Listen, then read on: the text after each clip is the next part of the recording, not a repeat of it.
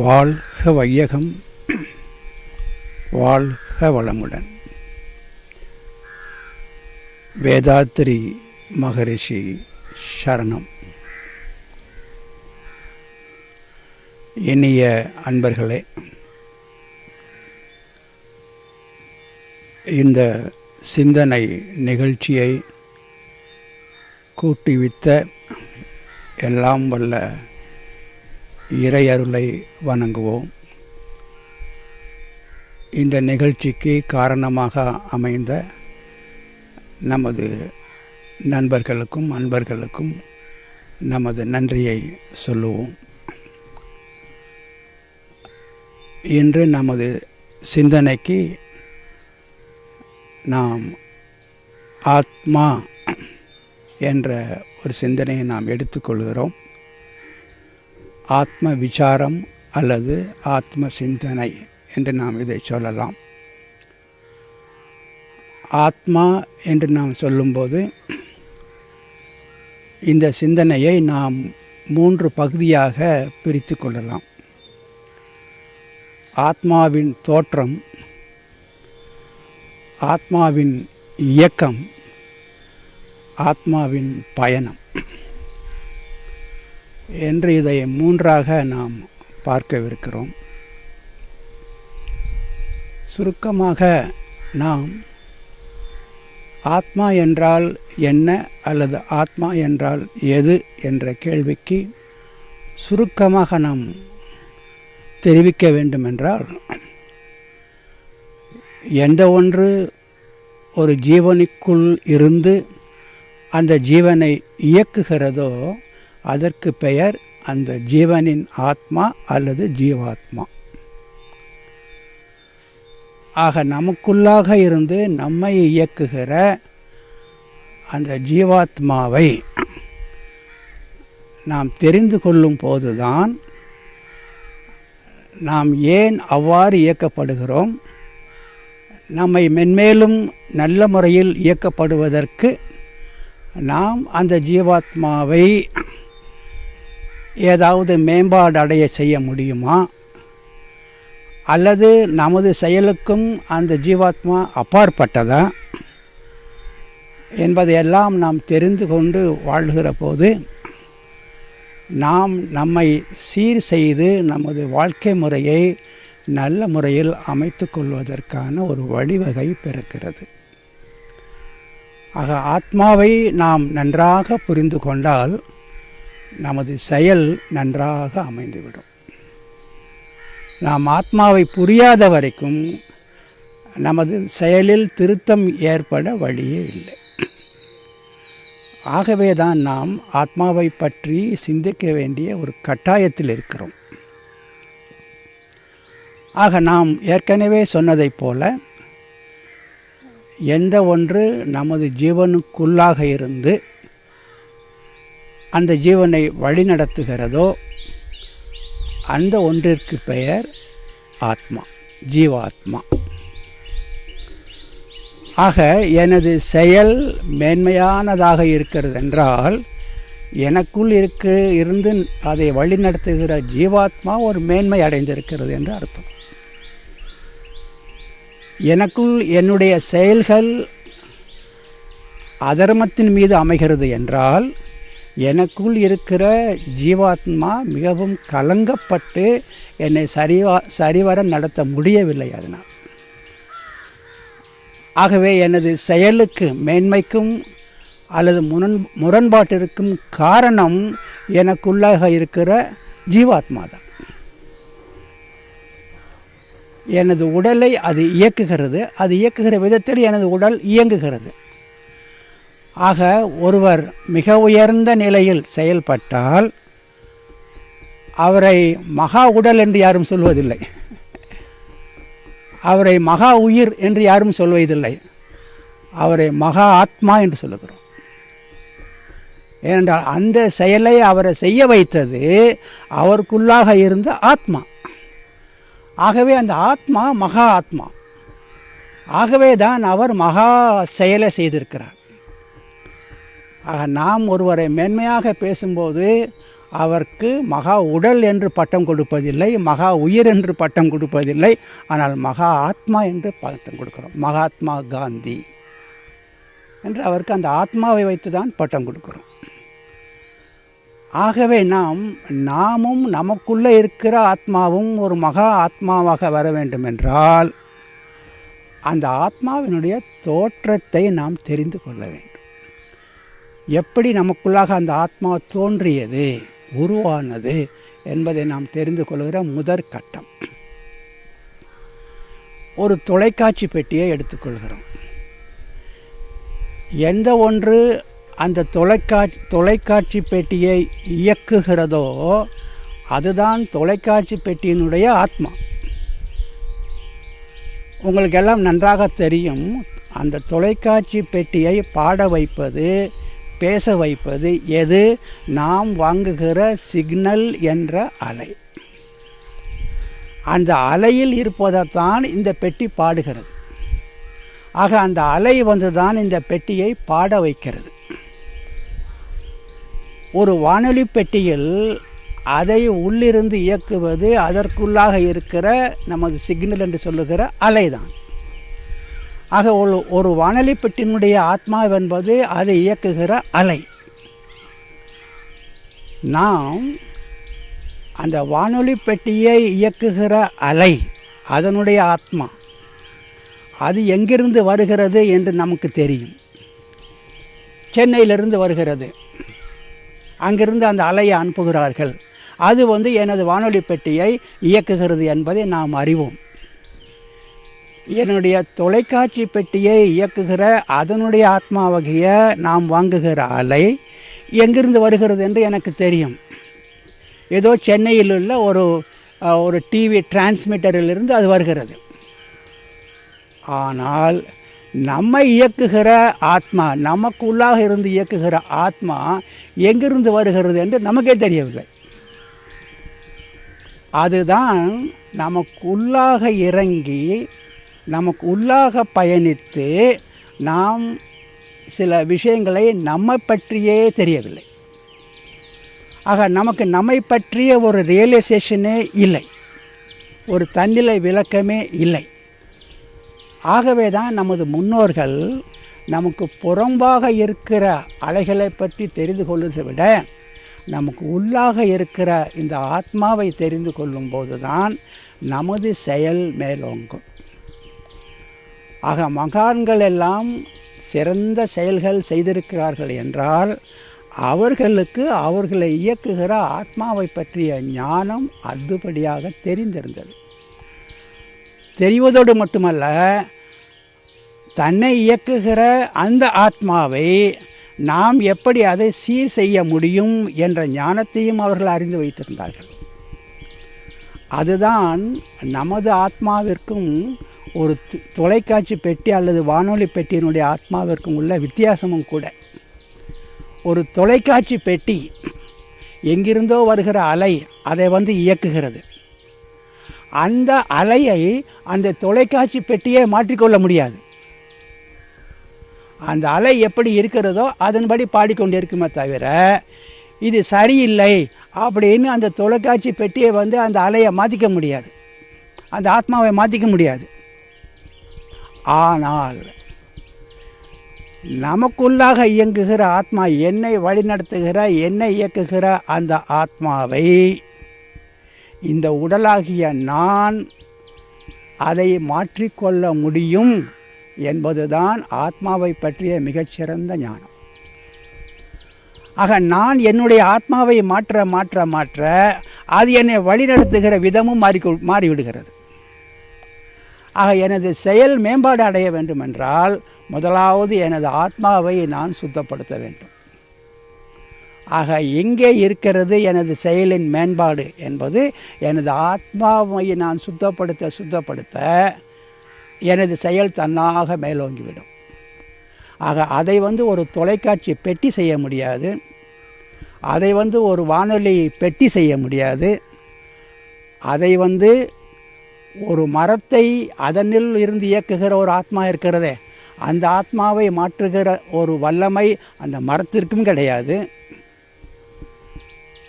அப்படி பார்த்து கொண்டே வந்தால் விலங்கினம் வரைக்கும் அதை இயக்குகிற ஆத்மாவை அதற்கு மாற்றிக்கொள்ளுகிற பக்குவம் கிடையாது. வானொலி பெட்டி மாதிரி தான் 5 அறிவு விலங்கின வரைக்கும் வானொலி பெட்டி மாதிரி தான். அதனுடைய ஆத்மாவை அதனாலேயே மாற்றிக்கொள்ள முடியாது. ஆக எந்த ஒரு மரமும் பக்கத்தில் இருக்கிற மரத்தை பார்த்துட்டு இந்த வருஷம் அதை மாதிரி காய்க்கலாமேன்னு சொல்லி அதனுடைய ஆத்மாவை மாற்றி வேறு மாதிரி காய்க்க முடியாது. எந்த ஒரு மரமும் இந்த வருஷம் காய்க்க வேணாம், அது பாரு 2 வருஷத்துக்கு ஒரு தடவை தான் காய்க்குது, அது மாதிரி நம்மளும் 2 வருஷத்துக்கு ஒரு தடவை காய்க்கலாம் அப்படின்னு உள்ளுக்கு இருக்கிற ஆத்மாவை மாற்றி அது தன்னை மாற்றிக்கொள்ள முடியாது. ஆக விலங்கினம் வரைக்கும் தனது ஆத்மாவை தானாக மாற்றிக்கொள்ளுகிற பக்குவம் விலங்கினம் வரைக்கும் கிடையாது. ஆனால் மனிதனுக்கு மட்டுமே அந்த இறைநிலை இந்த பக்குவத்தை கொடுத்திருக்கிறது. அதுதான் நம்ம ஆத்மாவை பற்றி சிந்திக்கிறோம் என்றால், ஆத்மாவை சிந்தித்து அதை மாற்றுகிற பக்குவம் நம்மிடம் இருக்கிறது என்ற அந்த பக்குவத்தை பெறும்போது சரி நல்ல விதமாக மாற்றிக்கொள்ளலாம் என்று அந்த முயற்சியை நாம் எடுக்க முடியும். ஆகவே மனிதனுக்கு மட்டுமே இறைநிலை இந்த பக்குவத்தை கொடுத்திருக்கிறது. தனக்குள்ளாக இருந்து எனக்குள்ளாக இருந்து என்னை இயக்குகிற அந்த ஆத்மாவை, அதனுடைய தன்மையை, அதனுடைய தரத்தை நான் மாற்ற முடியும் என்பது தான் மனிதனுடைய ஒரு மிகப்பெரிய ஒரு பொக்கிஷம். ஆகவே நமது செயல்பாடுகள் மேம்பாடு அடைய வேண்டுமென்றால் நாம் நமது ஆத்மாவை பற்றி தெரிந்து கொண்டு அதை மாற்றுகிற வல்லமையும் நாம் பெறும்போது தான் நமது செயல்கள் மேம்பாடு அடையும். ஆகவே நாம் இந்த முதலாவதாக ஆத்மாவினுடைய தோற்றம், பிறகு ஆத்மாவினுடைய இயக்கம், பிறகு ஆத்மாவினுடைய பயணம் என்று பார்க்கும்போது ஆத்மாவினுடைய தோற்றம் என்று நாம் அந்த சிந்தனைக்கு வருகிறோம். தத்துவத்தில் அது எந்த மதத்தை சார்ந்த தத்துவமாக இருந்தாலும் சரி, தத்துவத்திற்கென்று சில வார்த்தைகள், குறிப்பிட்ட மாதிரி சில வார்த்தைகள் உண்டு. அறிவு, மனம், உள்ளம், உயிர், ஆன்மா என்பதெல்லாம் தத்துவத்தில் எந்த தத்துவமாக இருந்தாலும் நாம் சந்திக்கிற வார்த்தைகள். ஆக நாம் அறிவு என்றால் என்ன, மனம் என்றால் என்ன, உள்ளம் என்றால் என்ன, ஆத்மா என்றால் என்ன, உயிர் என்றால் என்ன என்பதையெல்லாம் பலவிதமான வார்த்தைகளை இன்று நாம் தத்துவத்தில் பார்க்கிறோம். அதற்கான விளக்கங்களையும் நாம் கேட்கிறோம். இப்போது இந்த வார்த்தைகளை, மதிப்புமிக்க வார்த்தைகளை நாம் ஏற்கனவே பல மதங்கள் பலவிதமாக சிந்தித்திருக்கின்றன. ஆனால் இன்று நாம் சிந்திப்பது நமக்கு மகரிஷி தந்த ஞானத்தின் வழியாக அதை நாம் சிந்திக்கிறோம். பல மகான்கள் பலவிதமாக இதை சிந்தித்திருக்கிறார்கள். இன்று நமது மேடை வேதாத்திரிய ஞானம். ஆக வேதாத்திரிய ஞானத்தில் இந்த வார்த்தைகளுக்கு நாம் எவ்வாறு அவைகளை புரிந்து கொள்கிறோம்? அறிவு என்பது என்ன, மனம் என்பது என்ன, ஆத்மா என்பது என்ன, உயிர் என்பது என்ன என்பதையெல்லாம் வேதாத்திரிய ஞானத்தில் நாம் புரிந்து கொள்ள முற்படுகிறோம். நாம் ஆத்மாவினுடைய தோற்றத்தை வேதாத்திரி மகரிஷியினுடைய பார்வையில், அவருடைய தத்துவத்தின் மூலமாக நாம் பார்க்கவிருக்கிறோம். மகரிஷியினுடைய தத்துவத்தில் 3 முக்கியமான மறைபொருள் என்று சொல்கிறோம். ஒன்று ஆதிநிலை, இந்த தூய வெளி, எல்லையற்றதோர் தூய வெளி. இரண்டாவதாக விண்,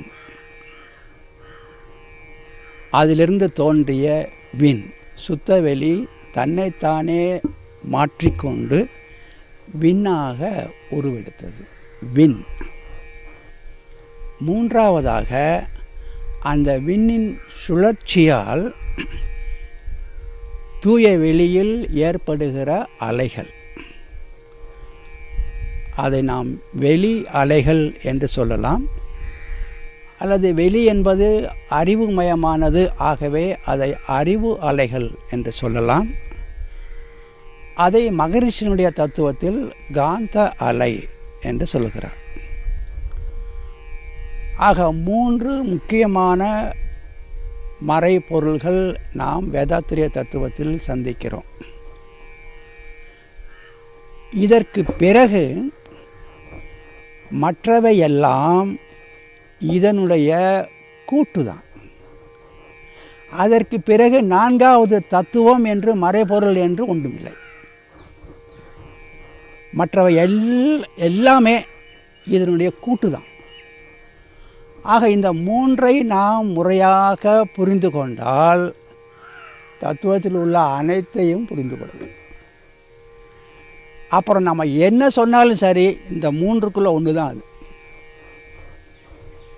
அறிவு, ஆற்றல், உயிர், மனம், உள்ளம், ஆன்மா, அப்புறம் எதை சொன்னாலும் சரி இந்த 3க்குள்ளே தான் அடங்கணும் அது. ஏன்னா இதை தவிர வேறு ஒன்றும் கிடையாது.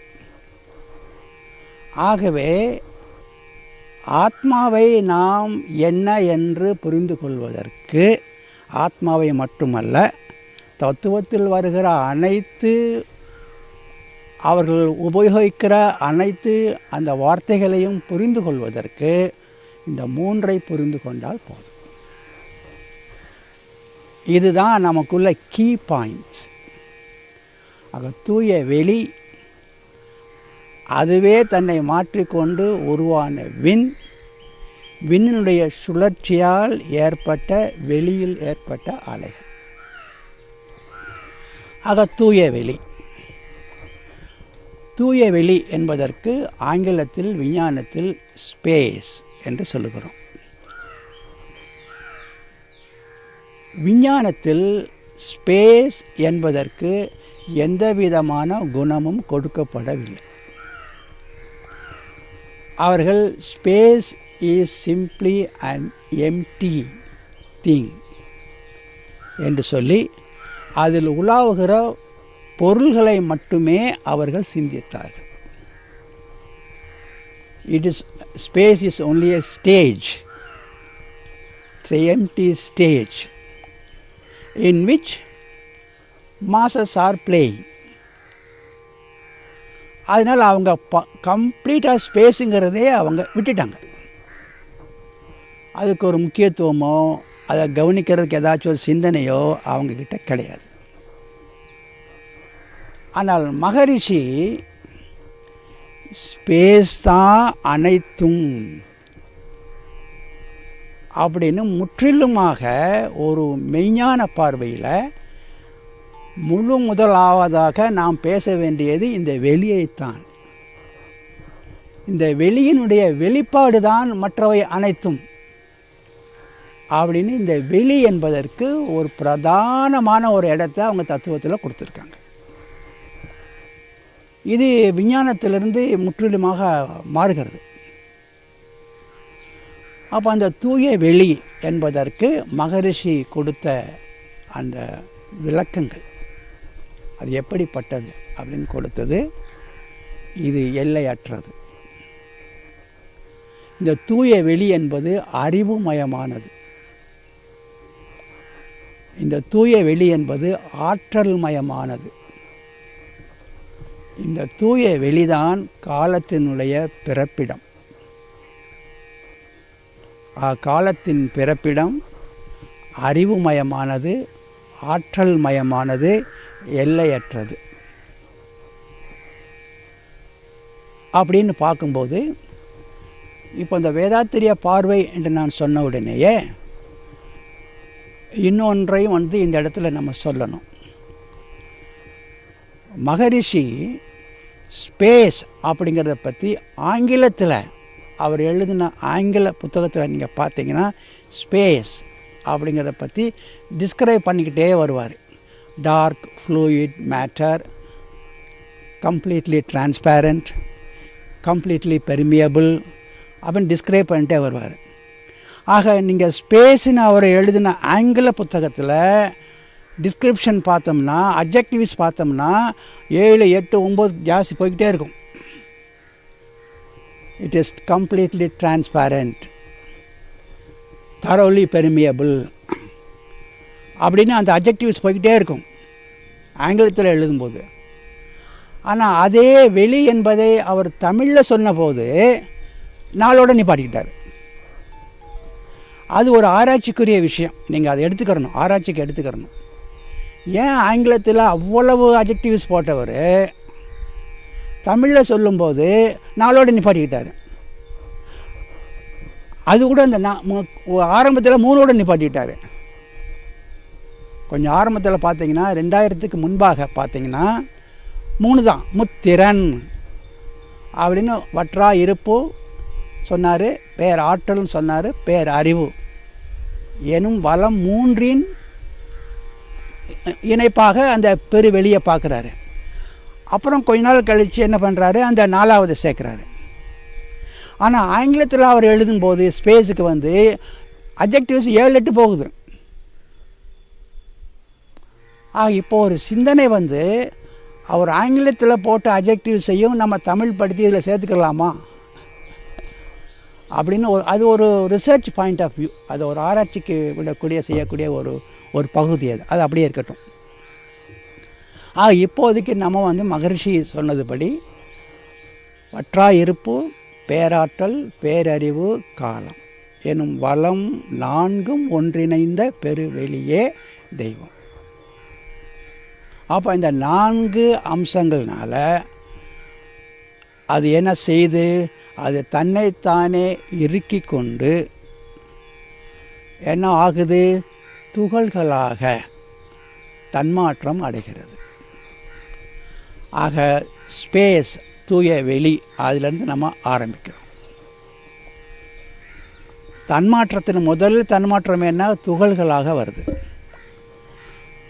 அப்புறமாக அந்த துகள்களை எல்லாம் சேர்த்து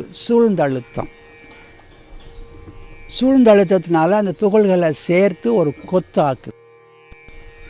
அப்போ அந்த கொத்துக்குள்ளே என்ன இருக்குது, லட்சோப லட்சம் துகள்கள் இருக்குது. அந்த ஒவ்வொரு துகளும் சுற்றிக்கிட்டு இருக்கு. அதனால் இந்த கொத்தும் சுற்ற ஆரம்பிச்சிருச்சு. அப்போ ஒரு கொத்து ஆகிடுச்சு. அந்த கொத்து தான் வீண். அது வந்து நம்ம சொல்கிற 2வது மறைப்பொருள். இந்த 2க்கும் இடையில் என்ன இருக்குது, துகள் இருக்குது.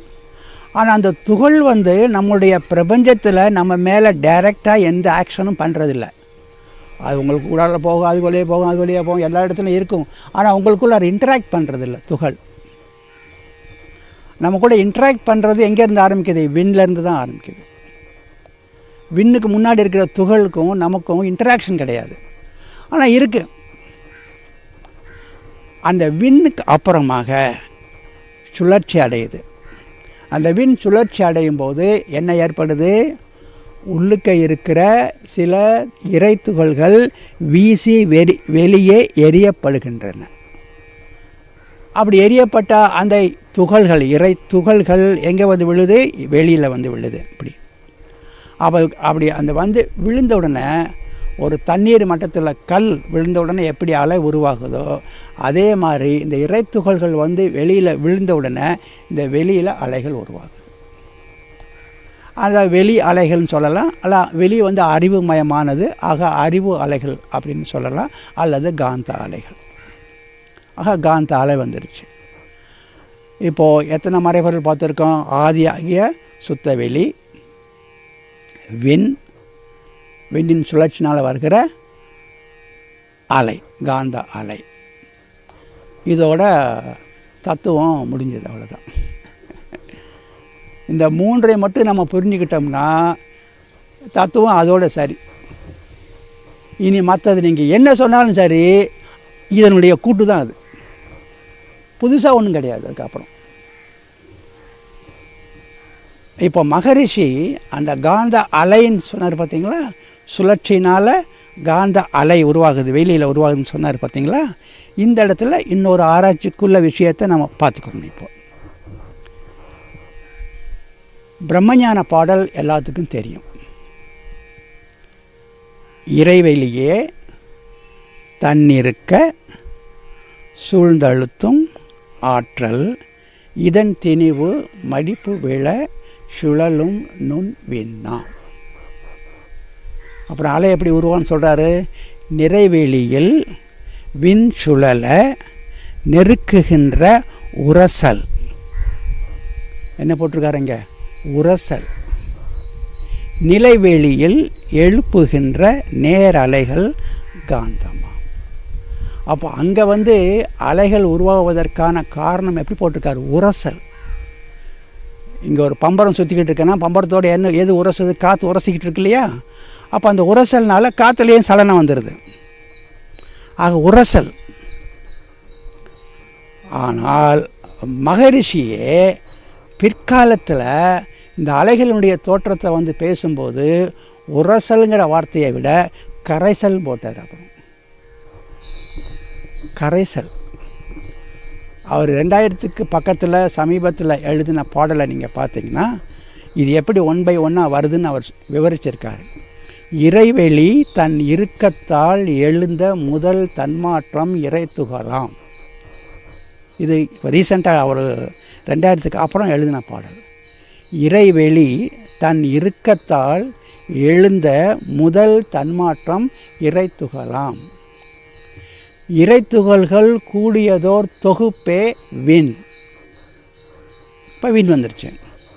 அப்புறம் நிறைவெளியில் விண் சுழல வெளி அழுத்த விளைவாக விண் கரைய அக்கரைசல் வெளியேற அனைத்து அலைகள் காந்தமாச்சு.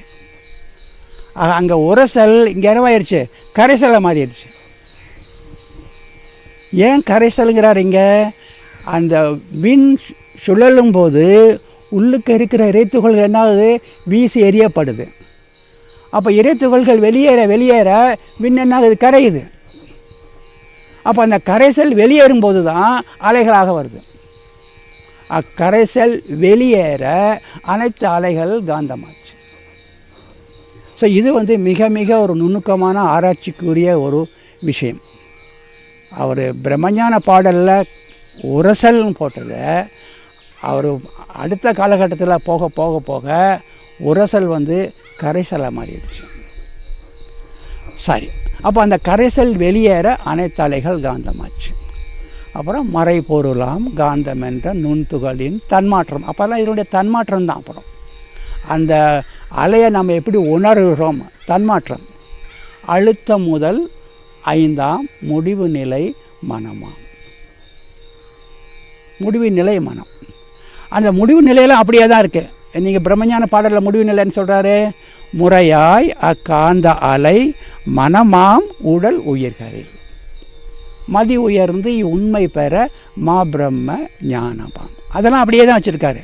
ஒரே ஒரு சேஞ்சு மட்டும் என்ன பண்ணியிருக்காரு அவர், அங்கே உரசல்னு இருந்ததை இங்கே என்ன பண்ணிட்டார், கரைசல்னு போட்டுட்டார். அது நம்ம அவர் கூட ஓடணும். அதாவது இப்போது புத்தர் அவருடைய புத்தகங்கள் தத்துவம் இருக்குது, வள்ளலார் அவருடைய தத்துவங்கள் இருக்குது. மறைந்து விட்ட மகான்களை ஃபாலோ பண்ணுறது ஈஸி. ஆனால் வாழ்ந்துக்கிட்டு இருக்கிற மகான்களை ஃபாலோ பண்ணுறது நம்ம சிரமம். ஏன், இவங்க ஓடிக்கிட்டே இருப்பாங்க, இவங்க பின்னாடியே ஓடணும். வள்ளலார் புக்கை யாரும் மாற்ற போகிறதில்ல. அவர் ஒரு தடவை படிச்சுட்டா அதுதான், அப்போ மாற்றுறதுக்கு ஆள் இல்லையே. அப்புறம் அதெல்லாம் படிச்சுட்டு ஈஸியாக அவனை ஃபாலோ பண்ண முடியும். ஆனால் வாழ்கிற மகான்களுடைய அவங்க புரிஞ்சிக்கிறது ரொம்ப கஷ்டம். ஏன் கஷ்டம், அவங்க இன்றைக்கி இருப்பாங்க ஒன்று சொல்லுவாங்க, அப்புறம் சிந்தனை பண்ணி அவங்க மேலே போயிடுவாங்க, அதை டக்குன்னு வேறு மாதிரி சொல்லுவாங்க. அப்போ நம்ம என்ன பண்ணணும், அது கூட ஓடிக்கிட்டு இருக்கணும். அது கூட ஓடாமல் இருந்தோம்னா, நான் எத்தனையோ தடவை நம்ம அன்பர்களே மகரிஷிக்கிட்ட கேட்டிருக்காங்க. என்ன கேட்டிருக்காங்க, சாமிஜி முன்ன நீங்கள் 3 சொன்னீங்க, அது கூட பிரிண்ட்டு கூட வந்துருச்சு, நாங்கள் 3 தான் மனப்பாடம் பண்ணி வச்சுருக்குறோம், நீங்கள் இப்போ 4 சொல்கிறீங்களே சாமிஜி அப்படின்னாங்க. சரி, நீங்கள் 3ஓட நின்றுக்கங்க அப்படின்ட்டார். என்ன சொல்கிறது, 3ஓட நின்றுக்கங்கன்ட்டார்.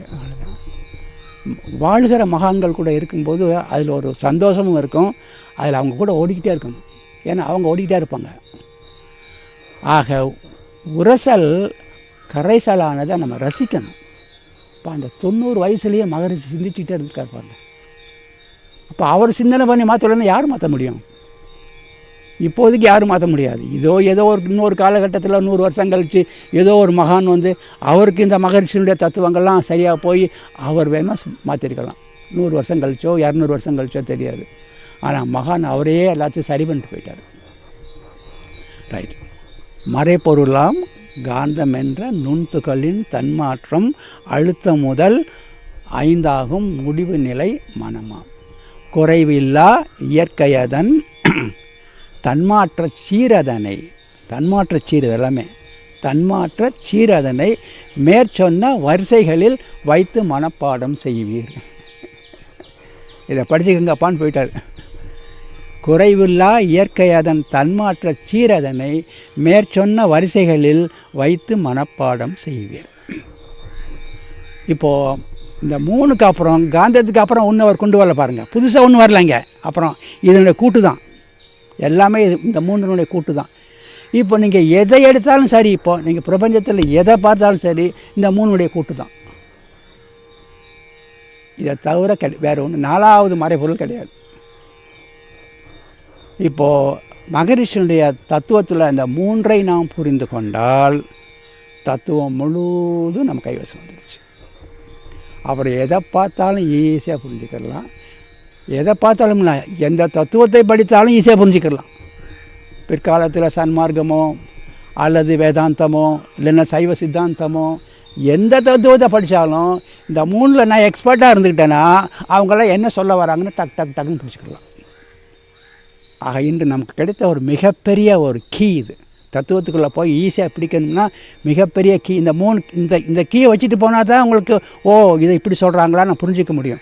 இல்லாமல் படித்தீங்கன்னா என்ன அவங்க அப்படி சொல்கிறாங்க இவங்க இப்படி சொல்கிறாங்க அப்படின்னு நமக்கு வந்து என்ன ஆகும், ஒரு கன்ஃபியூஷன் நிலைக்கு வந்துடும். அப்புறம் அது ரைட்டா இது ரைட்டா என்ன அப்படி ஒரு கன்ஃபியூஷனுக்கு வந்துடும். அப்போ இந்த 3 மட்டும் கிளியராக நம்ம வச்சுக்கிறோம். ரைட். இந்த 3ஐ முன்னோர்கள் இதெல்லாம் மறைபொருள் பார்த்தீங்களா, அதனால் முன்னோர்கள் இந்த 3ஐ என்ன பண்ணியிருக்காங்கன்னா மக்களுக்கு சொல்கிறதுக்காக இந்த 3ஐ கொஞ்சம் உருவகப்படுத்தியிருக்காங்க. கொஞ்சம் உருவகப்படுத்தி மக்களுக்கு சொல்கிறதுக்காக. அது ஒரு காம்ப்ரமைஸ் தான். வேணா உருவகப்படுத்தாமல் அவங்க விட்டுருக்கலாம். ஆனால் மக்களுக்கு போய் சேரணுமே. ஒரு ரொம்ப உணர்ந்த நிலையில் வந்துட்டோம், சாதாரண மக்களுக்கு இது போய் சேரணுமே அப்படிங்கிறதுக்காக கொஞ்சம் உருவகப்படுத்தினாங்க. இப்போ அது எப்படி உருவகப்படுத்தினாங்கன்னு மட்டும் ஒரு 2 நிமிஷத்தில் அப்போ தான் அதெல்லாம் என்ன நமக்கு தெரிஞ்சுக்கலாம். அப்படின்னு அந்த உருவகப்படுத்துறது மட்டும் எப்படி பண்ணால், நான் உருவகப்படுத்துறது வந்து நம்ம கூட பிறந்த ஒரு குணம். அது எதையுமே உருவகப்படுத்துறது மனிதர்களுடைய கூட பிறந்த ஒரு குணம். இப்போ நம்ம நாடுன்னு இருக்குது. ஆகஸ்ட் 15 இந்த நாட்டை சுதந்திரம் அடைந்த நம் நாட்டை நாம் வணங்குகிறோம். நம்ம நாட்டை நம்ம சல்யூட் பண்ணுறோம், வணங்குகிறோம். 15ஆம் தேதி ஆகஸ்ட் 15ஆம் தேதி இந்த நாட்டு மேலே தான் நான் நிற்கிறேன். கீழே பார்த்து தானே வணங்குகிறோம். ஆனால் நம்ம எதை பார்த்து வணங்குகிறோம்? சல்யூட் எதுக்கு அடிக்கிறோம்? ஆகஸ்ட் 15ஆம் தேதி கொடிக்கு தான் சல்யூட் பண்ணுறோம். நாடு கீழே தான் இருக்கேன், அதை பார்த்து யாராச்சும் வணங்கணுமா? கொடிக்கு தான் வணங்குகிறோம். ஏன்னா அந்த நாட்டையே ஒரு கொடியில் உருவகப்படுத்திட்டோம். அந்த கொடி எனது நாட்டை குறிக்கிறது. அதனால் அது யாராச்சும் அவமானம் பண்ணால் எனக்கு கோபம் வந்துடும். ஏன்னா எனது நாட்டை குறிக்கிறது அந்த கொடி. ஆக நம்ம அதை உருவகப்படுத்திட்டோம். அது நமக்கு கூடவே வந்த ஒரு பிறவி குணம் அது. ஆக அன்றைக்கு வந்து எனது நாட்டை நான் வணங்குவது என்பது அந்த கொடியை வணங்கிட்டேன்னா போதும். கொடி 3 அடி நீளமோ 2 அடி அகலமாக இருக்கும். அது நாட்டினுடைய ஒரு சின்னம். ஆனால் அந்த கொடி நாடாகுமா? மிலிட்ரி பீப்புளெலாம் அந்த கொடியை பாதுகாத்துக்கிட்டு இருக்காங்க. கொடி நாடாகாது. அது எனது நாட்டை குறிக்கிற ஒரு சின்னம், அவ்வளோதான். ஒரு உபாயம். அந்த கொடியே எனது நாடாகி விடாது. எப்படி நாடாகும்? நீங்கள் ஆஃபீஸில் ஒர்க் பண்ணுறீங்க, ஆஃபீஸில் உங்களுக்கு லீவ் ட்ராவல் கொடுக்குறாங்க, லீவும் கொடுத்து பணமும் கொடுக்குறாங்க இல்லைங்களா? நீங்கள் பணம் 50,000 60,000 உங்களுக்கு சேங்ஷன் பண்ணுறாங்க. சேங்ஷன் பண்ணிவிட்டு அந்த கொடியை எடுத்துகிட்டு ஒரு மூலையிலேருந்து இன்னொரு மூலைக்கா போகிறீங்க? அப்போ மட்டும் எங்கே போகிறீங்க? ஆக்சுவலாக நாட்டுக்கு வந்துடுறீங்க. அப்போ மட்டும் நீங்கள் என்ன பண்ணியிருக்கணும்? அந்த கொடியை எடுத்துகிட்டு ஒரு மூலையிலேருந்து இன்னொரு மூலைக்கு தானே போயிருக்கணும். ஏன்னா அப்படி தானே போகணும். உண்மையான நாட்டுக்கு வந்துடுறீங்க. அப்போ உண்மையான நாட்டில் நீங்கள் ட்ராவல் பண்ணுறீங்க. அதுதான் சந்தோஷம். கொடிங்கிறது ஒரு சின்னம்தான். சின்னம் எனது நாடாகி விடாது. ஆகாது இல்லையா? அதே மாதிரி தான் நமது முன்னோர்கள் எல்லாம் அந்த 3 மறைப்பொருள் சொன்னமே, அதுக்கெல்லாம் ஒரு சின்னத்தை ஏற்படுத்தி வச்சுட்டாங்க. நம்ம என்ன பண்ணுறோம்? அந்த கொடிக்கு நம்ம சல்யூட் பண்ணமே, அந்த நாட்டை நினச்சி பார்க்காம, உண்மையான நாட்டை நினச்சி பார்க்காம அந்த கொடியோடு நிப்பாட்டிக்கிட்டாங்கன்னு எப்படி இருக்குமோ அதே மாதிரி இந்த சின்னத்தோடு நம்ம நின்றுக்கிட்டோம். இந்த 3க்குமே நம்ம முன்னோர்கள் ஒரு உருவகம் கொடுத்தாங்க. இப்போ ஆதியாகிய என்ன? அறிவு, ஆற்றல் இல்லை? இந்த அறிவும் ஆற்றலும் இணைஞ்சது தானே ஆதி, தூய வெளி இல்லை? அப்போ அந்த அறிவும் ஆற்றலும் இணைஞ்சு தானே என்ன வருது? விண் வருது. அது ரெண்டும் சேர்ந்து தானே விண் வருது. அந்த அறிவுக்கு தெரியும் என்ன பண்ணால் இது விண் ஆகும் சொல்லிட்டு. அந்த ஆற்றல் இருக்கனால தான் சுற்றிட்டே வருது. ஆற்றல் வேணுமே. ஆக அறிவுக்கும் ஆற்றலுக்கும் விளைந்த ஒன்று தான் விண். அப்போ கொஞ்சம் இதை உருவகப்படுத்துங்க. உருவகப்படுத்தினா அறிவுக்கும் ஆற்றலுக்கும் பிறந்த ஒரு குழந்தை தான் விண். கொஞ்சம் உருவகப்படுத்துகிறீங்க, கொஞ்சம் ட்ராமடைஸ் பண்ணுறீங்க, அவ்வளோதான். அப்போது அறிவுக்கும் ஆற்றலுக்கும் போட்டுட்டோம்னா அறிவை நீங்கள் சிவன் சொல்லிடுறீங்க, ஆற்றலை சக்தின்னு சொல்கிறீங்க. ஆக சிவனுக்கும் சக்திக்கும் பிறந்த ஒரு முதல் தான் விண். இப்போ விண் அப்புறம் என்ன வருது? அலை. இப்போது விண்ணு எனக்குள்ளே இருக்குது, அலையும் எனக்குள்ளே இருக்குது. ஏன்னா விண் சுற்றும் போது அலை உருவாகுது. விண் பஞ்சபூதங்களாகி எனது உடலாக வருகிறது. ஆக உடல் தத்துவம் விண் உடலாக வருகிறது. அது உள்ளுக்கு இருக்கிற அலை இருக்க, அலை எனது மனமாக வருகிறது. ஆக உடல் தத்துவத்தை ஒரு உருவகப்படுத்தினாங்க. அப்புறம் வர அலை உள்ளுக்கு இருக்க, மனமாக இருக்க, அந்த மனதை அலையை ஒரு உருவகப்படுத்தினாங்க.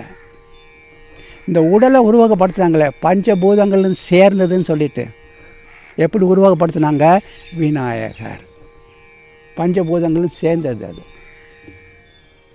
அப்போ உடல் தத்துவம் விநாயகர்.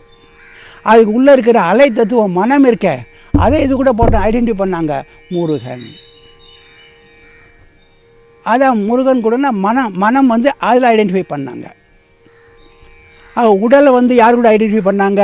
விநாயகர் கூட. 5 கரத்தனை, ஆனை முகத்தனை, இந்தின் இளம்பிரை போலும் எயிற்றனை, நந்தி மகந்தனை, ஞான கொழுந்தினை புந்தியில் வைத்தடி போற்றுகின்றேனே அப்படின்னு சொல்லி உடல் தத்துவத்தை விநாயகர் கூட லிங்க் பண்ணாங்க, உருவகப்படுத்தினாங்க. அதுக்குள்ளாக இருக்கிற அலை மனமாக வரப்போகுது. அந்த மனதை எது கூட உருவப்படுத்தினாங்க? முருகன் கூட உருவகப்படுத்தினாங்க. மனமே முருகனின் மயில் வாகனம், அது கூட லிங்க் பண்ணாங்க. அப்புறம் இப்போ எப்படியெல்லாம் இதுக்கு உருவகப்படுத்திட்டோம்? சிவன் அறிவு, சக்தி ஆற்றல், இது ரெண்டுக்கும் பிறந்த குழந்தை விநாயகர். விநாயகருக்கு அடுத்து பிறந்த குழந்தை யார்? மனம். அடுத்து அந்த விண்ணுக்கு அப்புறம் தானே அலை வருது, மனம் வருது. அப்போது விநாயகருக்கு அடுத்த குழந்தை யார்? முருகன். அவ்வளோதான். முருகனுக்கு அடுத்த குழந்தை கிடையாது. தத்துவம் முடிஞ்சு போச்சுங்க. ஏன் 3வது குழந்தை இல்லை? அவ்வளோதான், தத்துவம் முடிஞ்சு போச்சு. இந்த 3வது குழந்தையே பேர பிள்ளைகளாக ஒன்றும் புதுசாக கிடையாது. 3ஓடு முடிச்சுக்கிட்டாங்க. சிவன், சக்தி, விநாயகர், முருகன், அந்த ஃபேமிலி அவ்வளோதான். ஏன்னா மறைபொருள் அவ்வளோதான் இருக்குது. ஆக இந்த மறைபொருளை தான் நம்ம வந்து ஒரு உருவகப்படுத்திட்டோம். உருவகப்படுத்தி அதன் மூலமாக அதை பாப்புலரைஸ் பண்ணோம். என்ன ஆபத்துனா வந்து முடிஞ்சு போச்சுன்னா, பாப்புலரைஸ் பண்ணும்போது அந்த பாப்புலரைஸ் பண்ணுறதுக்காக உருவத்தை ஏற்படுத்தணுமே, அதை பிடிச்சிக்கிட்டாங்க. அது எதை குறிக்குதுங்கிறத பிடிச்சிக்கிறல. இப்போ மகரிஷி என்ன சொல்கிறாரு, அந்த உருவகத்தையும் நீங்கள் பாருங்கள், ஆனால் அது எதை குறிக்குது அதுக்கு வாங்க. நீங்கள் ட்ராவல் பண்ணுறதுலன்னு கொடியிலையா ட்ராவல் பண்ணுவீங்க? உண்மையான பூமியில் தானே ட்ராவல் பண்ணுறீங்க. அதே மாதிரி உண்மையான இறைக்கு வந்துடுங்க. அது ஒரு உபாயம் உங்களுக்கு இருக்கட்டும், பரவாயில்ல. ஆனால் அந்த உபாயத்தை பிடிச்சிட்டு உண்மைக்கு வந்துடுங்க. அப்படி தான் மகரிஷி அந்த உபாயங்களிலிருந்து நமக்கு உண்மைக்கு வர சொல்கிறாரு. அப்படி உண்மைக்கு வரும்போது தான் பல விஷயங்கள் புலப்படும். இப்போது எனக்கு வந்து கொடி வந்து எனக்கு நாட்டினுடைய உபாயம்தான். ஆனால் நான் நாட்டை பார்த்தா தான் இந்த இடத்துல ரோடு போடணும், இந்த இடத்துல பாலம் கட்டலாம், இந்த இடத்துல தண்ணி வருது, இதை கொஞ்சம் அணை கட்டலாம். அப்போ நான் எதை பார்த்தா எனக்கு ஐடியா வரும்? நாட்டை பார்த்தா தான் ஐடியா வரும். கொடியை பார்த்தா எனக்கு என்ன ஐடியா வரும்? எல்லாம் ஒரு துணி தான் இருக்குங்க. நான் நாட்டை பார்த்தா தான் எனக்கு பல ஐடியா தோணும். ஓ, இங்கே இது வைக்கலாம், ஒரு 4 வழி சாலை போடலாம், அங்கேருந்து இங்கேருந்து வரணும், நம்ம இல்லை இங்கே மலை இருக்குது, இங்கே தண்ணீர் தேக்கலாம் அப்படின்னா நாட்டை பார்க்கணும். ஆக உண்மையான இறை தத்துவத்தை பார்த்தா தான் நமக்கு பல விஷயங்கள் அது எப்படி மாறினது, எப்படி வந்ததெல்லாம் அதெல்லாம் புலப்படும். அதெல்லாம் புலப்படணும்னா இந்த இறைவெளியோட உண்மையான இறைவெளிக்கு வந்துடணும். நம்ம அதெல்லாம் உபாயங்கள் இருக்கட்டும், வேணாம் சொல்லலை, உபாயங்கள் இருக்கட்டும், உடனே நம்ம இங்கே வந்துடணும். ஆக இந்த உபாயங்களிலிருந்து இப்போ உண்மையான அந்த இறை வெளி அதுக்கு வந்துட்டோம். அதோட குணத்தை நம்ம தெரிஞ்சுக்கிட்டோம். அந்த குணத்தை தெரிஞ்சதுனால தான் மகரிஷி என்ன சொல்கிறாரு, அறிவும் ஆற்றலுமாக இருந்ததுனால தான் அது தன்னைத்தானே இறுக்கி கொண்டது. இறுக்கி கொண்டு எதுவாக மாறிச்சு? இறை துகளாக மாறினது. அப்புறம் சூழ்ந்தழுத்தம் வந்துருச்சு. சூழ்ந்தழுத்தம் வந்ததுனால தொகுப்பாகிடுச்சு. தொகுப்பு சுற்றுனது, அதனால் அலை வந்துருச்சு. இப்போ இவ்வளோ வந்து இறைவெளியிலேருந்து தானே ஆரம்பிக்க முடியும், உபாயத்திலேருந்து ஆரம்பிக்க முடியுமா? முடியாது. உபாயம் வந்து நமக்கு வணங்குறதுக்கு நமக்கு வந்து ஒரு சின்னமாகத்தான் அதை வச்சுக்கிறோமே தவிர, உண்மையான இறைவெளிக்கு வந்தால் தான் இதனுடைய தன்மாற்றம் எப்படி நிகழ்ந்ததுங்கிறதெல்லாம் புரிஞ்சுக்கலாம். ஆக 3 மறைப்பொருள். இப்போ இதிலேருந்து நம்ம ஆத்மாவுக்கு வரப்போகிறோம். இனி என்ன சொன்னாலும் இந்த 3க்குள்ளே தான் இருக்கணும். இப்போது இந்த ஜீவனை எடுத்துக்கலாம். இதுவும் அந்த 3இன் கூட்டு தான். இது மட்டும் இல்லை, எதை எடுத்தாலும் 3இன் கூட்டு தான். இப்போ இந்த ஜீவனை நான் எப்படி 3இன் கூட்டாக பார்க்குறேன் அப்படின்னு பார்க்கணும். இந்த ஜீவன் எதில் இருக்குது? இந்த ஜீவனை சுற்றி இந்த ஜீவன் எதில்? இந்த ஜீவன் பூமி மேலே வச்சுக்கோங்க. பூமி எங்கே மிதக்குது? வெளி. என்னை சுற்றி இருக்கிறது என்ன? வெளி. வந்துருச்சு. என்னை சுற்றி மட்டும் இல்லை, எனக்கு உள்ளவங்க என்ன இருக்குது? அந்த வெளியே இருக்குது, இடம் இருக்குது. அப்போ உள்ளே வந்துருச்சு. சரி, அப்புறம் இந்த உடலுங்கிறது என்ன? பஞ்சபூதங்களின் கூட்டு. அதுதான் இந்த உடல். இப்போ பஞ்சபூதங்கள் வந்து யார் பஞ்சபூதங்களாக ஆனது? விண். விண் கூட்டே ஐம்பூதம். அப்போ விண் இன்னொரு விண்ணோட சேர்ந்து இன்னும் 2-3 விண்ணோட சேர்ந்து பஞ்சபூதங்கள் வருது. முதல்ல விண் தனித்தனியாக இருக்கும்போது அதற்கு பெயர் விண். அப்புறம் எண்ணிக்கையை பொறுத்து நம்ம பேர் வச்சுட்டோம். அப்புறம் வருது காற்று, அப்புறம் நெருப்பு, அப்புறம் நீர், அப்புறம் நிலம். இதெல்லாம் இதனுடைய எண்ணிக்கைகள் தான். இதனுடைய டென்சிட்டி எவ்வளோ டென்ஸாக இருக்குது, எவ்வளோ அடர்த்தியாக இருக்குங்கிற பொறுத்து நம்ம பேர் வச்சுட்டோம். பட் எல்லாமே விண்களின் கூட்டு தான். ஆக பஞ்சபூதங்கள் எனக்குள்ளே இருக்குது. ஆக இந்த பஞ்சபூதங்கள் எப்படி இருக்குதுன்னு பார்க்குறேன் நான். எப்படி அமைஞ்சிருக்கு எனக்குள்ளே பஞ்சபூதங்கள்னு பார்க்குறோம். எப்படி அமைஞ்சிருக்கு? எனக்குள்ளே ஒரு கெட்டி பொருள் இருக்குது. கெட்டி பொருள் இருக்குது இல்லைங்களா? ரைட்டு. இந்த கெட்டி பொருள் வந்து நிலம் வச்சுக்கோங்க, கெட்டி பொருள். இதுக்கு அடுத்து என்ன? 4 இருக்குது. இதுக்கு அடுத்து என்ன வருது? நீர் வருது, நெருப்பு வருது, அப்புறம் காற்று வருது, விண் வருது. 4 வருது. இந்த 4ம் இந்த உடலில் 4 விதமான ஓட்டத்தில் இருக்குது. ஆக நமக்குள்ளே 4 ஓட்டங்கள் இருக்குது. என்ன ஓட்டம்? நீர் ஓட்டம், வெப்ப ஓட்டம், அப்புறம் காற்று ஓட்டம், அப்புறம் 4 எது? விண், காற்று, நெருப்பு, நீர். இதான் 4. தனித்தனியாக இருக்கும்போது விண், அதுக்கு பேர். கொஞ்சம் சேர்ந்துச்சுன்னா காற்று, அப்புறம் இன்னும் அடர்த்தியாக சேர்ந்தால் நெருப்பு, அப்புறம் சேர்ந்தால் நீர். அப்போ நீர் ஓட்டம், காற்று ஓட்டம், நீர் ஓட்டம், வெப்ப ஓட்டம், காற்று ஓட்டம், இன்னொரு ஓட்டம் விண்ணோட்டம். நம்ம சொல்லி பழக்க முடியாது நமக்கு, அதனால் யோசிக்கிறோம். இந்த 3 ஓட்டத்தை மட்டும் எல்லோரும் தெரிஞ்சு வச்சுருப்பாங்க. எந்த டாக்டர்கிட்ட போனாலும் சொல்லுவாங்க. நமக்குள்ளே நீருங்கிறது ரத்த ஓட்டம், ரத்த ஓட்டம், வெப்ப ஓட்டம், காற்று ஓட்டம் எல்லாத்துக்கும் தெரிஞ்ச ஓட்டம். ஆனால் ரொம்ப பாப்புலரைஸ் ஆகாத ஓட்டம் ஒன்று இருக்குது, விண் ஓட்டம்.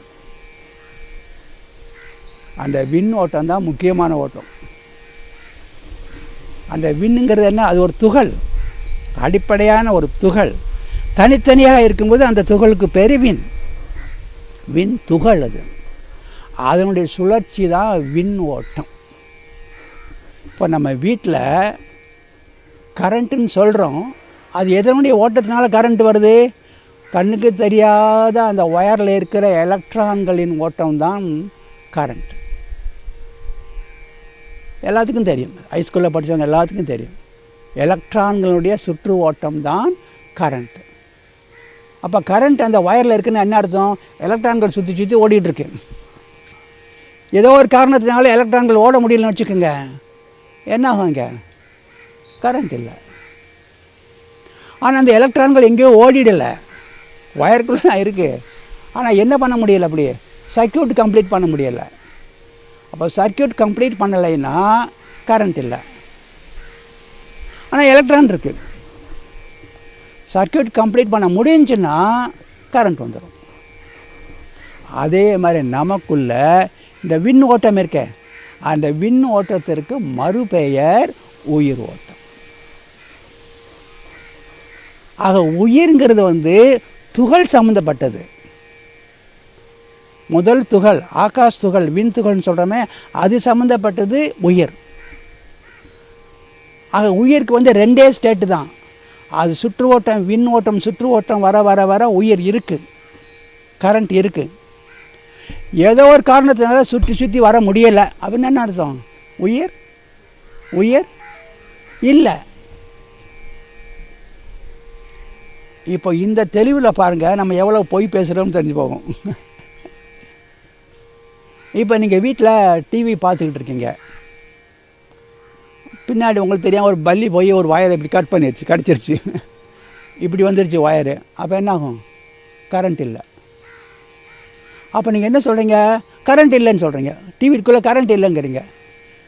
உங்கள் வீட்டில் இருந்த கரண்ட் எங்கேயோ போயிடுச்சுன்னா சொல்கிறீங்க, அப்படியே சொல்கிறீங்க. நம்ம வீட்டில் இருந்த கரண்ட் எங்கேயோ போயிடுச்சுன்னா சொல்கிறீங்க, இல்லை கரண்ட் இருக்குன்னு சொல்கிறீங்க, இல்லைன்னா இல்லைன்னு சொல்கிறீங்க. 2 ஸ்டேட்டு தான் உண்டு கரண்ட்டுக்கு, இருக்குது அல்லது இல்லை. அதே மாதிரி இந்த உயிருக்கும் 2 ஸ்டேட்டு தான். உயிர் இருக்குது, உயிர் இல்லை. இந்த உயிர் எங்கேயோ போயிடுச்சு, இந்த உயிரெல்லாம் ஒரு இடத்துல சேர்ந்துருக்கு. எவ்வளோ பொய்மைகள் பாருங்கள். இப்போது டக்குன்னு புரிஞ்சு போச்சு. ஐப்பா, இவ்வளோ காலமாக என்னத்தை சொல்லிக்கிட்டு இருக்கோம் நம்ம? உயிர் போயிடுச்சு, எங்கேயும் போகிறதில்ல. கரண்ட் எங்கே போகும்? உங்கள் வீட்டில் இருக்க கரண்ட் எங்கே போகும்? எங்கேயும் போகாது. கரண்ட் இருந்தது, கரண்ட் இல்லை. 2 ஸ்டேட்டு தான் அதுக்கு உண்டு, எஸ் நோ. அதான் பாடியில் உயிர் இருக்குது அல்லது உயிர் இல்லை, அவ்வளோதான். இந்த உயிர் பிரிஞ்சு போயிடுச்சு, இதெல்லாம் நம்ம போட்டு கன்ஃபியூஸ் பண்ணுற வார்த்தைகள். வேதாத்திரியத்தில் இதுக்கெல்லாம் மீனிங்கே கிடையாது. அதுதான் அந்த தெளிவு தான் இப்போ நம்ம வரணும், அவ்வளோதான். இதில் ஏன் அந்த சுற்று ஓட்டத்தை மெயின்டைன் பண்ண முடியலை? பலவிதமான காரணம் இருக்குது. சுற்று ஓட்டத்தை மெயின்டைன் பண்ண முடியாததுக்கு பல காரணங்கள் இருக்குது. அப்படி ஏதோ ஒரு காரணத்தினால நான் மெயின்டைன் பண்ண முடியலைன்னா இதில் உயிர் இல்லை, அவ்வளோதான். உயிர் எங்கேயும் போகிறதில்ல, வர்றதில்லை. இது இன்னொரு பிரான்ச்சுக்கு போகும். இது அந்த எது இந்த உயிர் ஓட்டத்தை மெயின்டைன் பண்ணுது அப்படின்னு தெரிஞ்சுக்கிட்டேன்னா, ஆஹா நம்ம அங்கே போயிடலாம். அந்த மெயின்டைன் பண்ணுறதை போய் கொஞ்சம் சரி பண்ணிட்டோம்னா மெயின்டைன் பண்ண ஆரம்பிச்சிடும் அப்படின்னு அது ஒரு பிரான்ச் ஆஃப் சயின்ஸ். அது அந்த பக்கம் போயிடலாம். இப்போ நம்ம வந்து உயிர் என்றால் என்ன அப்படின்னு தெரிஞ்சுக்கிட்டோம். உயிர்ங்கிறது என்ன? உயிர் என்பது துகள் சம்மந்தப்பட்டது. விண் ஓட்டத்தின் மறுபெயர் தான் உயிர். எலக்ட்ரான் ஓட்டத்தின் மறுபெயர் கரண்ட்டு. அதே மாதிரி விண் ஓட்டத்தின் மறுபெயர் உயிர். அப்போ உயிர்னால் நம்ம கிளியராக தெரிஞ்சு போச்சு, அது வந்து துகள் சம்மந்தப்பட்டது. இப்போது மூன்றாவது மறைபொருள் எனக்குள்ள என்ன இருக்குது?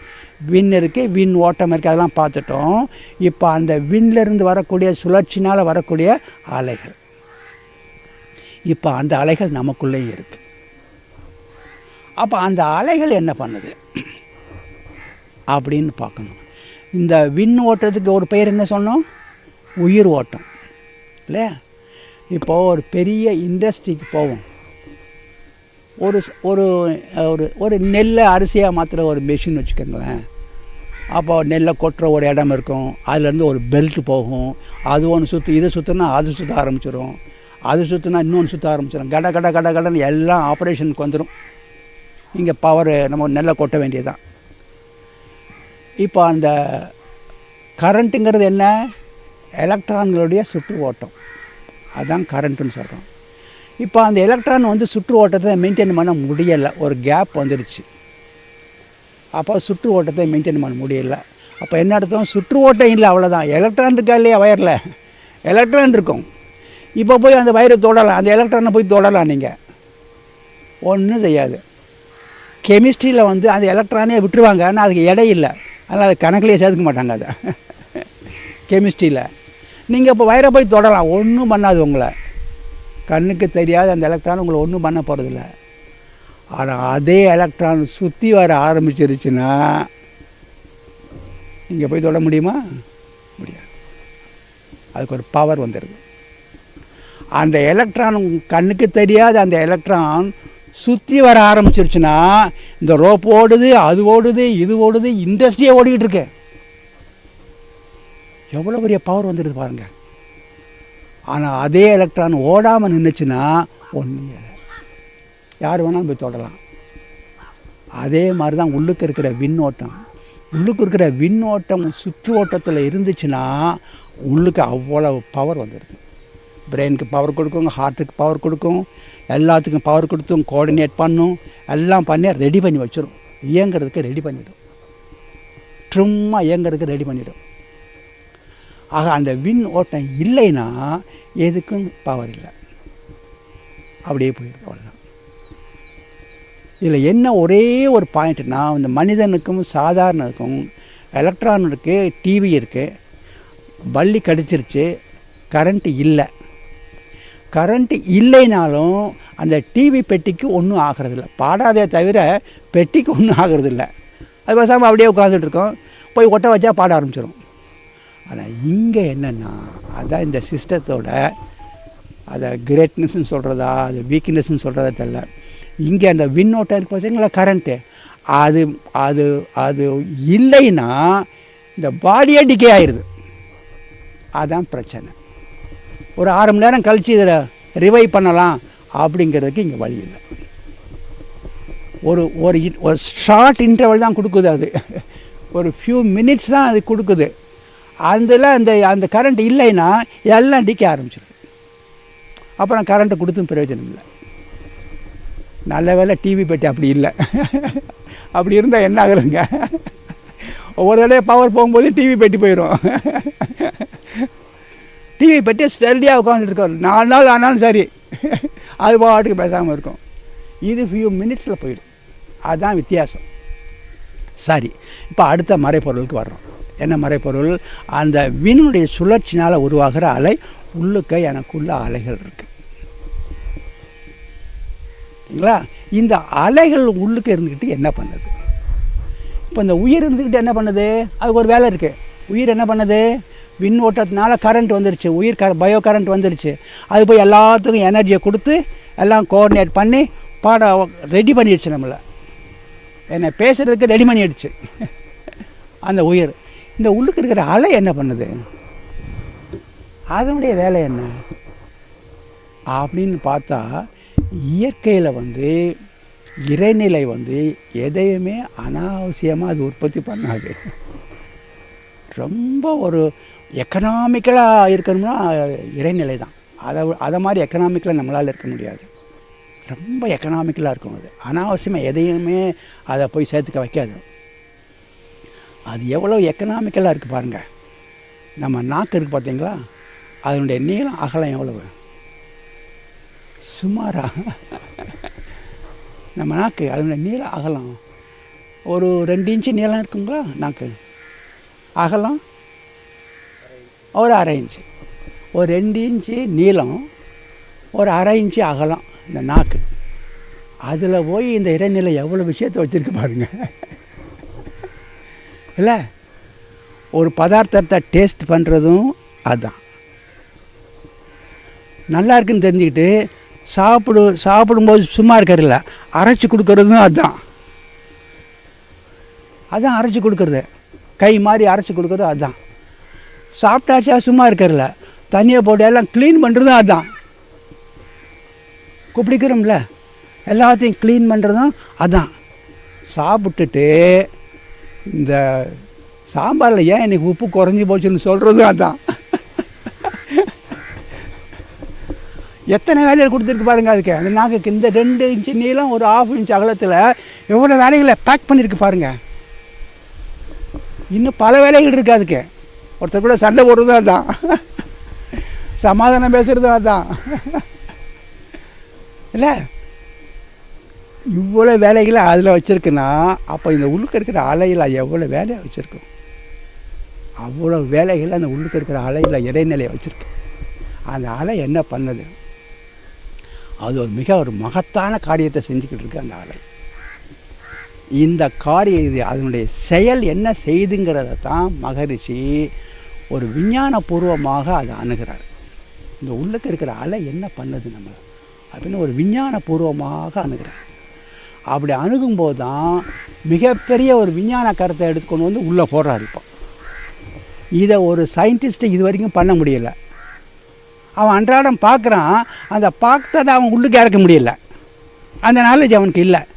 ஆனால் வெளியில் அதெல்லாம் செய்கிறான், பார்க்குறான். இவர் என்ன பண்ணுறாரு, உள்ளுக்கு இருக்கிற அந்த அலை என்ன பண்ணுது அப்படின்னா இப்போ ஒரு கேள்வியை கேட்குறாரு. அவரே கேட்டுக்கிறாரு. நீங்கள் 3 வயசாக இருந்தபோது ஒரு செஞ்ச செயல், இல்லை 5 வயசாக இருக்கும்போது ஸ்கூலில் படிக்கும்போது செய்த செயல் இப்போ உங்களுக்கு ஞாபகம் வருதா இல்லையா? ஒரு 8 வயசில் நீங்கள் ஒரு கோயிலுக்கு போனது, அம்மா கூட போனது, அப்பா கூட போனது, திட்டினது, அப்பா திட்டினது, இல்லை ஞாபகத்துக்கு வருதா இல்லையா? வருதுன்னா அது போய் எங்கேயாச்சும் ஒரு இடத்துல போய் ரெக்கார்ட் ஆகிருக்கணும் இல்லையா? ரெக்கார்டு இல்லாமல் எப்படி வரும்? அது ரெக்கார்டு ஆகியிருந்தால் தானே அது திரும்பி வரும் அது உங்களுக்கு. அப்போ எங்கே போய் அது போய் ரெக்கார்டு ஆகுது? என் வயது 3 முதல் இன்று மட்டும் யான் கண்ட காட்சிகள், கேட்ட ஓசை, மென்மையுள்ள ஸ்பர்சத்தால் உணர்ந்ததெல்லாம் எங்கே போய் ரெக்கார்ட் ஆகுது? அது ரெக்கார்டு ஆனதுனால தான் நான் இப்போ ரெக்கலெக்ட் பண்ணுறேன். நீங்கள் ஒன்றுமே உங்கள்ட்ட ரெக்கார்டே ஆகலைன்னு வச்சுக்கோங்க, ஒன்றும் வராது இங்கேருந்து உங்களுக்கு. அதைத்தான் மகிழ்ச்சி பார்க்குறது. எங்கே போய் எனக்குள்ளே போய் ரெக்கார்ட் ஆகுது அப்படின்னு கேள்வி கேட்டுட்டு இப்போ மகரிஷி விஞ்ஞானத்துக்கு வராரு. இந்த விஞ்ஞானத்தில் ஆளுகள்லாம் எது மேலே ரெக்கார்ட் பண்ணி அனுப்புகிறாங்கன்னு பார்க்குறாரு. இப்போ அங்கே தொலைக்காட்சி நிலையத்தில் ஒருத்தவங்க டான்ஸ் ஆடுறாங்கன்னா அந்த காட்சியை எதில் ரெக்கார்ட் பண்ணி நமக்கு அனுப்புகிறாங்க? எதில்? ஒரு அலையில் ரெக்கார்ட் பண்ணி தான் அலையை தான் நமக்கு அனுப்புகிறாங்க. இப்போது ரேடியோ ஸ்டேஷனில் ஒருத்தர் பாடுறாருன்னா எதில் ரெக்கார்ட் பண்ணி நமக்கு அனுப்புகிறாங்க? அலையில் தான் அனுப்புகிறாங்க. அப்போ ரெக்கார்டிங் சொன்னாலே அது அலையில் தான் பண்ண முடியும், வேறு இதில் ரெக்கார்ட் பண்ண முடியாது. அப்போ அவர் என்ன அதை இங்கே உள்ளே கொண்டு வர்றாரு பாருங்கள். அப்போ அலையில் தான் ரெக்கார்ட் பண்ண முடியும்னா நமக்குள்ளே இருக்க ஒரு அலை இருக்கே, காந்த அலை இருக்கே, அந்த காந்த அலையில் தான் ரெக்கார்டிங் நடக்கணும். நம்முடைய அனுபவங்கள் எல்லாமே அந்த காந்த அலையில் தான் நடக்கணும். அங்கே நடக்கிறதுனால தான், அது பதிஞ்சிக்கிறதுனால தான் எனக்கு ரெக்கலெக்ஷனுக்கு வருது. ஆக நான் செய்த அனுபவங்கள் செயல்கள் எல்லாமே பதிகிறதுக்கு ஒரு இடம்தான் அந்த அலைகள். அந்த அலை மட்டும் இல்லைன்னு வச்சுக்கோங்க, நீங்கள் உங்கள் வீட்டுக்கு போக முடியாது.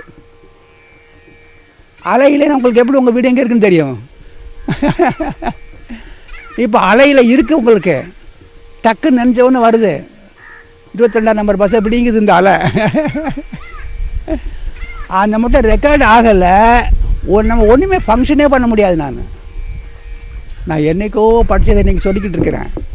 ஏன்னா ரெக்கார்டு ஆகியிருக்கு உள்ளுக்க. எனக்குள்ளே ரெக்கார்டு ஆகாதது என்னால் சொல்ல முடியாது. சார் கொஞ்சம் நேரம் ஃப்ரெஞ்சு பாஷையில் பேசுங்கன்னா என்னால் முடியாது. ஏன் முடியாது? உள்ளுக்க போட்டுக்கல, நான் அதை ரெக்கார்ட் பண்ணிக்கல. அதை நான் ரெக்கார்டில் உள்ளது தான் நான் பேசுவேன். ஆகவே உள்ளுக்கு இருக்கிற அலை எனது அனுபவங்களையும் எனது எண்ணங்களையும் அது பதிந்து கொண்டே வருகிறது. அப்படி பதிந்து கொண்ட பிறகு அதுவே ப்ளே பண்ணுது. அது ப்ளே பண்ணுறது தான் எனது எண்ணங்கள். இப்போ நாளைக்கு நான் ட்ரெயினில் போகும்போது நான் பேசாமல் உட்காந்துருப்பேன், ஆனால் உள்ளுக்கு வந்து ப்ளே பண்ணிகிட்டே இருக்கோம். நேற்று இந்நேரம் பேசுனது, அவங்க இப்படி வந்தது, இவங்க இப்படி போனது, நம்ம டிஃபன் சாப்பிட்டது, அதெல்லாம் வந்தது, அதெல்லாம் ப்ளே பண்ணிகிட்டே இருக்கேன். எனக்கு அது ப்ளே பண்ணுறது தான் எனது எண்ணங்கள். ஆக எனது எண்ணங்கள் எங்கேருந்து வருது? அலையிலிருந்து வருது. ஆக எனது எண்ணங்களின் பிறப்பிடம் எனது அலை. அப்போ எவ்வளோ பெரிய பவர்ஃபுல்லான ஒரு உண்மையை நமக்கு மகிழ்ச்சி சொல்லியிருக்காரு பாருங்க. எண்ணங்கள் எங்கிருந்து வருகின்றன? நமக்குள்ளாக இருக்கிற அலையிலிருந்து வருது. ரெக்கார்டு எங்கே ஆகுது? அலையில் போய் ரெக்கார்டு ஆகுது. சரி, அந்த எண்ணங்கள் வருது. இப்போ அந்த எண்ணங்கள் வரும்போது இப்போ அந்த அலையிலிருந்து அந்த எண்ணங்கள் எனக்கு வருது. அந்த அலையில் ரெக்கார்டிங் பதிவுகள், ரெக்கார்டிங் டெய்லி ரெக்கார்ட் ஆகிக்கிட்டே இருக்குது. ஃப்ரெஷ்ஷாக ரெக்கார்ட் ஆகிக்கிட்டே இருக்குது. அப்போ பதிவுகளுடைய எண்ணிக்கை என்ன ஆகுது? உள்ளுக்கிறவனுடைய இம்ப்ரிண்ட்ஸ் என்ன ஆகுது? அதிகமாகிட்டே போகுது. எவ்வளோ போட்டாலும் அது தாங்கிக்கிறது. ரெக்கார்ட் ஆகிட்டே இருக்கு. ஆக எங்கே போய் எனது அனுபவங்கள் பதிகின்றதோ, எங்கிருந்து எனது எண்ணங்கள் பிறக்கின்றனவோ, அந்த இடத்திற்கு பெயர்தான் மனம். அப்போ மனம்னா எது? எனக்குள்ளாக இருக்கிற எனது அலை தான் எனது மனம். ஆக உயிர்னா எது?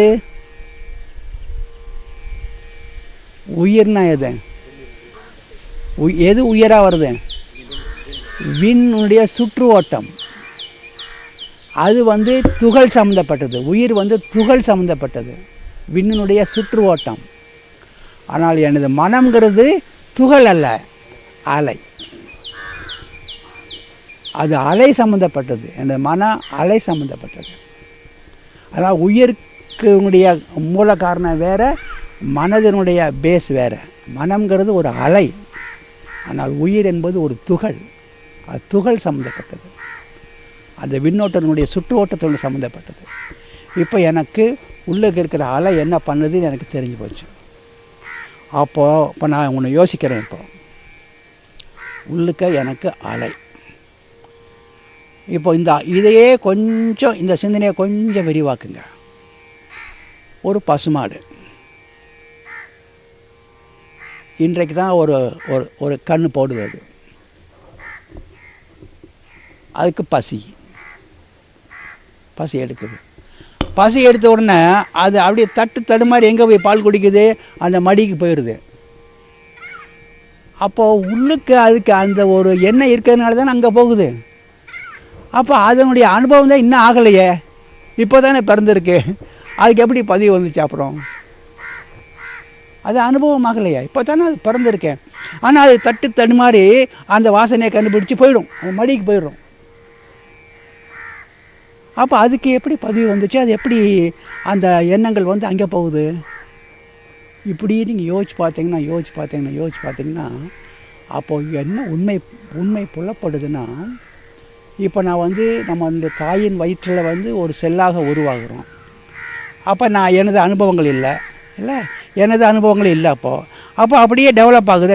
காது இங்கே வரணும்னு எப்படி தெரியும் எனக்கு? என்னுடைய அனுபவங்களே இல்லையா? எனக்கு 2 காது நான் சொன்னேன், நான் உள்ளுக்கு உட்காந்துக்கிட்டு. ஆனால் 2 காது வருது.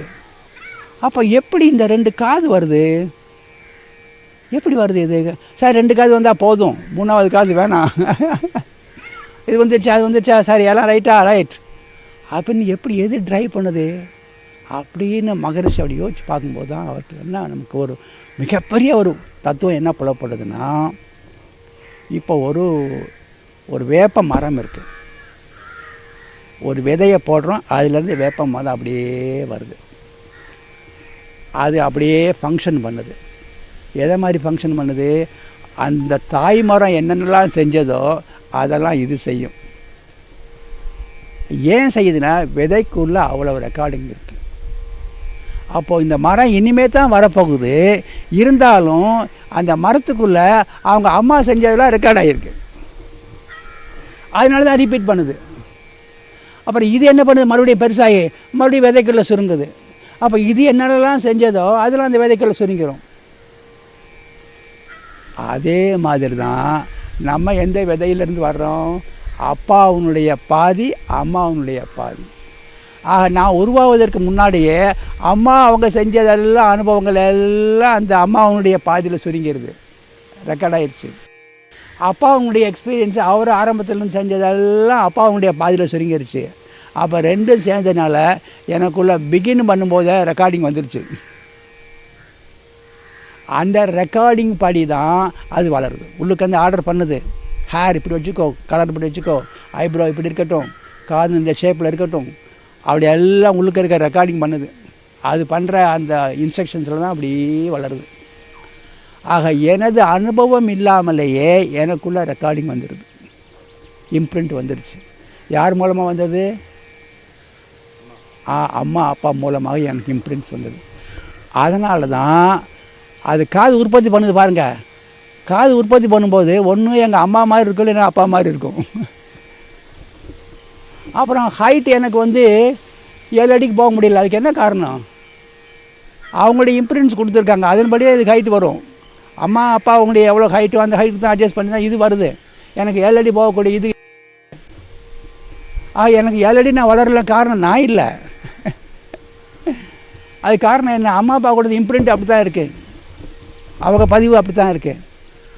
ஆக அம்மா அப்பாவுடைய மூலமாக வந்த பதிவுகள் தான் என்னை கருவில் இயக்குகின்றன. அப்புறம் தான் நான் வெளியில் வர்றேன். வந்ததுக்கு அப்புறம்தான் எனது பதிவுகளை போட ஆரம்பிக்கிறேன்.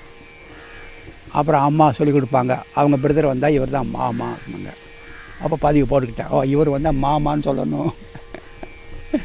இன்னொருத்தர் வருவாங்க, இது அப்பாவுடைய தம்பி, எவர் சொல்லணும்? சித்தப்பா. பதிவை போட்டுக்கிட்டேன், இவர் வந்தால் சித்தப்பான்னு சொல்லணும். எல்லாம் லேர்னிங் தான். ஆக இப்போ இது வரைக்கும் நம்ம வாங்கினோமே, அம்மா அப்பா மூலமாக வாங்கின பதிவுகளை வாங்கியிருக்கோமே, அந்த பதிவுகளுக்கு பெயர் தத்துவத்தில் என்ன சொல்கிறோம்? சஞ்சித பதிவுகள். இனிமேல் நம்ம போட போகிற பதிவுகள் பேர் பிராரப்த பதிவுகள் அப்படின்னு சொல்லி வாழ்க வளமுடன். வாழ்க வளமுடன். ஐயா, மகரிஷி அவர்கள் பிரம்மஞான பாடலில்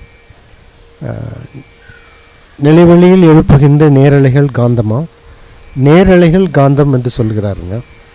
அது அந்த அலையினுடைய போக்கு, அதாவது பொருள்தன்மையை குறிக்கிறதா அல்லது குணத்தன்மையை குறிக்கிறதா? வாழ்க வளமுடன். மகரிஷி அந்த நேர் அலைகள் அப்படின்னு சொல்கிறது ஒரு வின் அப்படின்னு எடுத்துக்கிட்டோம்னா அதனுடைய சுழற்சி. அதனுடைய சுழற்சி அடையும் போது உள்ளுக்கு இருக்கிற இறைத்துகள் இங்கேயும் இப்படியும் விடலாம், இங்கேயும் விடலாம், இங்கேயும் விடலாம், இங்கேயும் விடலாம். அப்படி ஒரு இடத்துல அது விழுந்துருச்சுன்னா அங்கே பெறப்படுற அலை ஒரு நேர்கோட்டில் போய்கிட்டே இருக்கும். அதான் நேர் அலைகள். இங்கே ஒரு இறைத்துகள் விழுந்ததுன்னா இந்த அலைகள் இப்படி நேராக போய்கிட்டே இருக்கிறோம். ஆக ரேடியலாக அந்த விண்லேருந்து ரேடியலாக அந்த அலை பரவும் அப்படிங்கிறது தான் நேர் அலைகள். அந்த அலாங் த ரேடியஸ். இங்கே அலைன்னா அப்படியே போய்கிட்டு இருக்கு. இப்படி போய் இப்படி வளைஞ்சி இப்படி வளைஞ்சி இப்படி வளைஞ்சி இப்படி வளைஞ்சி அப்படியெல்லாம் போகாது. ஒரு அலை ஒரு ரேடியலில் பரப்பிட்டுச்சுன்னா அப்படியே போய்கிட்டு இருக்கும். அப்படியே போய்கிட்டு இருக்கும். அது பாதையில் ஏதாச்சும் மீட் பண்ணுச்சுன்னா அப்போ அப்படியே தாண்டும். அந்த அலையே இப்படி வளைஞ்செல்லாம் போகாது. அதனால் நேர் அலைகள், அலாங் த ரேடியல் வேவ்ஸ் அப்படிங்கிறது தான் அவருடைய தமிழ் வந்து நேர் அலைகள். ஐயா, அந்த விண் துகள்கள் சுழல்கிறது, அதுவே உயிராக இருக்கிறது அப்படிங்கிறத தெளிவாக சொன்னீங்க. அந்த உந்துதல் சக்தி அப்படிங்கிறது விஞ்ஞானபூர்வம் அப்படிங்கிறதும் சொன்னீங்க. அது ஒரு விஞ்ஞான விளக்கம் அப்படின்னு சொன்னீங்க. அது இறைவெளியினுடைய சூழ்ந்தெழுத்தத்தால் நடைபெறுகிறதா, அல்லது ஏன்னா உடலுக்குள்ளே தான் அந்த விண்துகள் சுழலுது, பிரபஞ்சம் முழுவதும் விண்துகள் சுழல்கிறது. அதற்கான ஒரு மூல சக்தி என்பது எதுவாக இருக்கணும்? அந்த விண்துகள் சொல்வதற்கு நம்ம உடலுக்குள்ளே பிரபஞ்சம் முழுவதும் இருக்குது, பிரபஞ்சம் முழுவதுமே சொல்கிறது. ஆனால் உடலுக்குள்ளே மட்டும்தான் அந்த விந்தை நிகழ்கிறது, உயிர் என்ற ஒரு இயக்கமாக நிற்கிறது. அதற்கு அது அந்த இயக்கத்திற்கு முழு காரணம் என்ன? ஒரு ஒரு ஒரு ஜீவனுக்குள்ள இருக்கிற விண்கனுடைய சுழல்கள்ங்கிறத விட அதனுடைய சுற்று ஓட்டம் அதுதான் அது பயோ கரண்ட்டாக வருது. நம்ம உடலுக்குள்ளே இருக்கிற உயிர் சக்தியாக வருது சுற்று ஓட்டம். இப்போ அந்த சுற்று ஓட்டம்ங்கிறது நம்ம இன்னும் கொஞ்சம் சரியாக நம்ம புரிஞ்சுக்கிறோம்னா, சூரியன் மத்தியில் இருக்குது, பூமி சுற்று ஓட்டத்திலையும் இருக்குது, தன்னைத்தாரையும் சுழலுது. அதே மாதிரி விண் உடலுக்குள்ளே சுற்று ஓட்டத்திலையும் இருக்குது, தன்னைத்தானையும் சுழண்டுக்கிறது. ஸோ அதுக்கு 2 விதமான இயக்கங்கள் இருக்குது. இந்த சுற்று ஓட்டத்தினால தான் வரக்கூடியது தான் கரண்ட்டு. இந்த சுற்று ஓட்டம் இல்லை, ஏதோ ஒரு இதனால சுற்று ஓட்டம் நடைபெறலைன்னா விண்துகள்கள் இருக்கும், சுழண்டுக்கிட்டு தான் இருக்கும். விண்துகள்கள் சுழற்சி இருக்கும், ஆனால் சுற்று ஓட்டம் இல்லை, ஆனால் சுழற்சி இருக்கும். அந்த சுற்று ஓட்டத்தை எது மெயின்டைன் பண்ணுது? அதான் இப்போ நீங்கள் கேட்ட கேள்வி.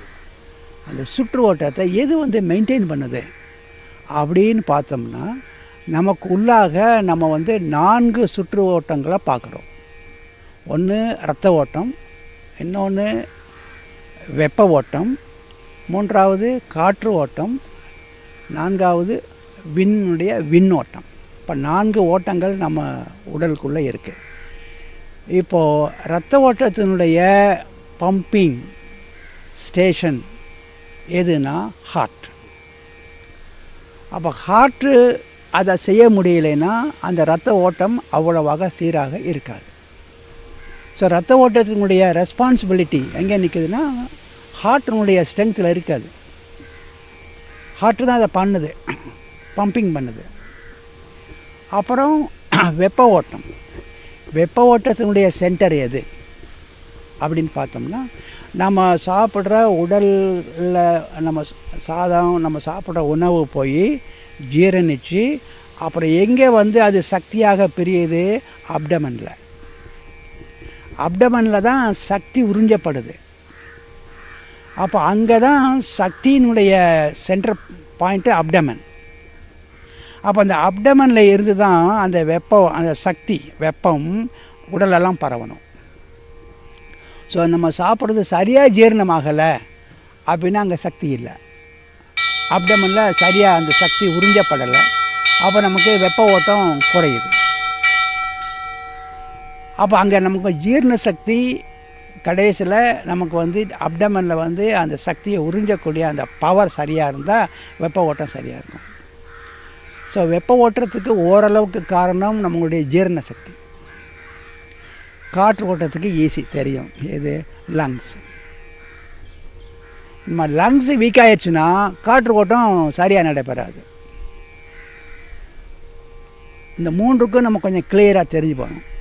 ஆனால் நம்மளுடைய விண்ணோட்டத்துக்கு எது பம்பிங் சென்டர், எதை அந்த ஓட்டத்தை எது மெயின்டைன் பண்ணுது அப்படின்னு பார்த்தோம்னா, இங்கேயும் மகரிஷி வந்து சித்தர்களெல்லாம் கோட் பண்ணி அவங்களெல்லாம் ஆராய்ந்து பார்த்து தான் நமக்கு ஒரு ஞானத்தை கொடுக்குறாங்க. எது பம்பிங் சென்டர்னு ஒரு ஞானத்தை கொடுக்குறாங்க.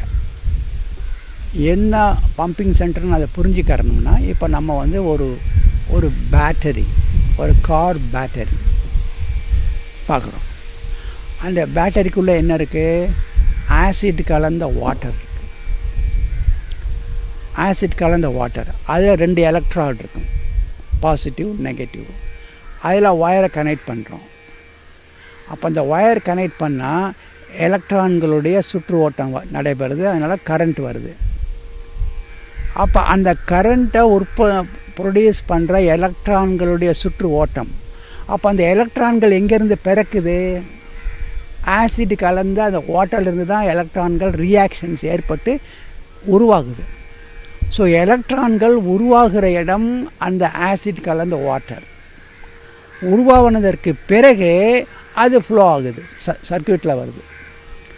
இப்போ இந்த ஆசிட் கலந்த வாட்டர் நாள் ஆக ஆக ஆக ஆக அது எலக்ட்ரான்களை உருவாக அதனுடைய குவாலிட்டி மாறிக்கிட்டே போகுது. ஒரு கட்டம் வந்த உடனே என்ன ஆகுது? எலக்ட்ரான்களை அது உருவாக்க முடியலை. ஒரு கட்டம் வந்த உடனே அப்போ அந்த கரண்ட் மெயின்டைனில் வோல்டேஜ் குறையுது.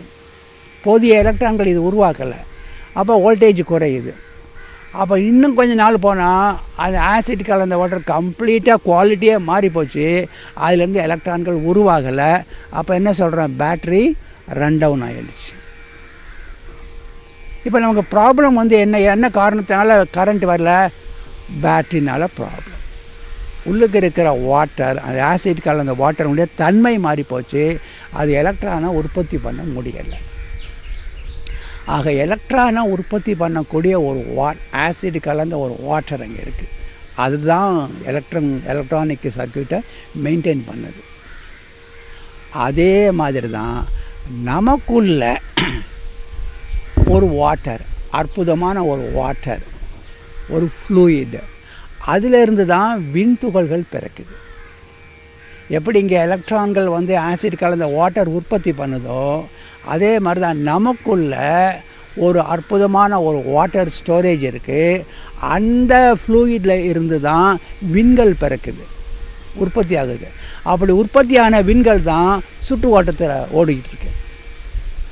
அப்போ அந்த அந்த அந்த உள்ளுக்கு இருக்கிற அந்த விண்களை ப்ரொடியூஸ் பண்ணுற அந்த ஃப்ளூயிட், அதனுடைய குவாலிட்டியோ அதனுடைய குவான்டிட்டியோ சரிவர இல்லைன்னா அது ப்ரொடியூஸ் பண்ணுற விண்களுடைய எண்ணிக்கையும் குறைஞ்சி போகும். அப்படி குறைஞ்சி போச்சுன்னா அந்த விண் ஓட்டத்தினுடைய உயிர் ஓட்டத்தினுடைய வோல்டேஜ் குறைஞ்சிரும். ஆக நமக்குள்ளே இருக்கிற என்ன வாட்டர், என்ன ஃப்ளூயிட்னு பார்க்கும்போது தான் அதுதான் நம்ம செக்ஸுவல் வைட்டல் ஃப்ளூயிட்.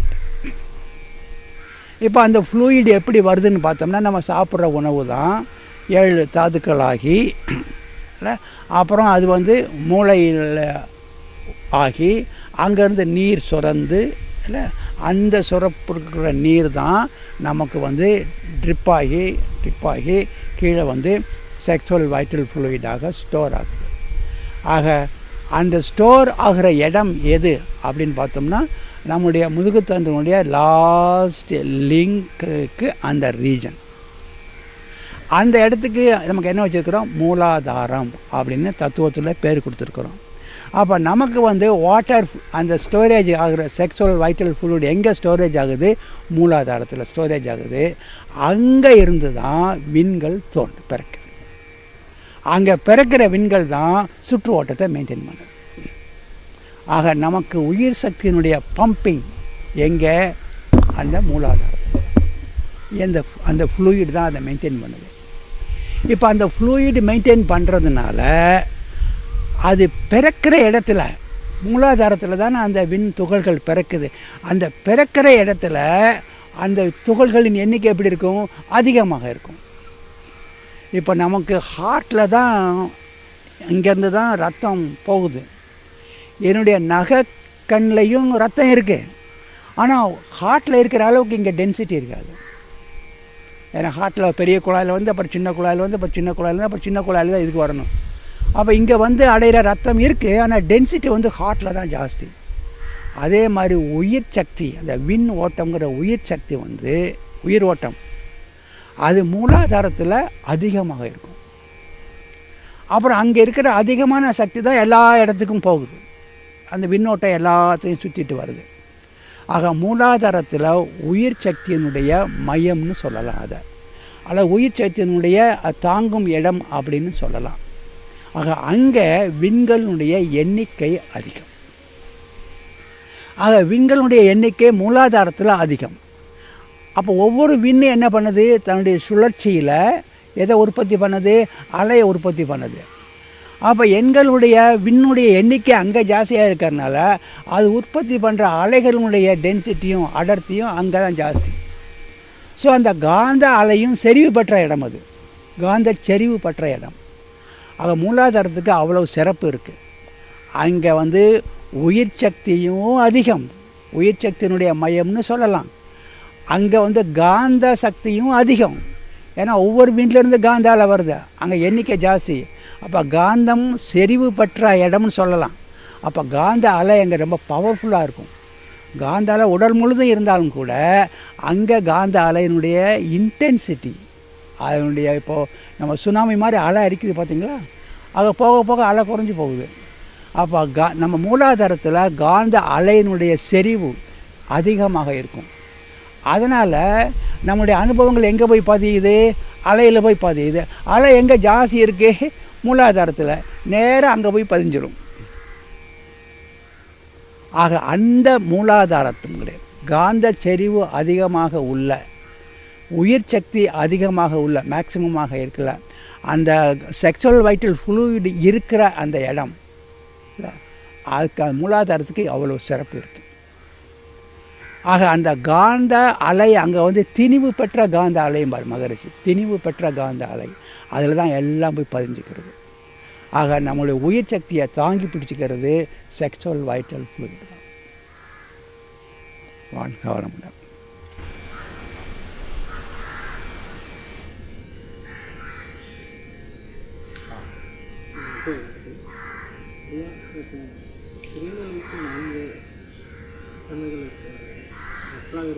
பேராற்றல், பேரறிவு, காலம்.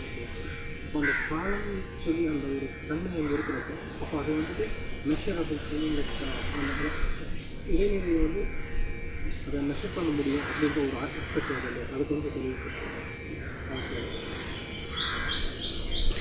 வாழ்க வளமுடன். இறைநிலைக்கு மகரிஷி முதலாக கொடுத்தது 3 திறன்கள்: வற்றாயிருப்பு, பேராற்றல், பேரறிவு. இப்போ நமக்குள்ளாக ஒரு அறிவு இருக்குது.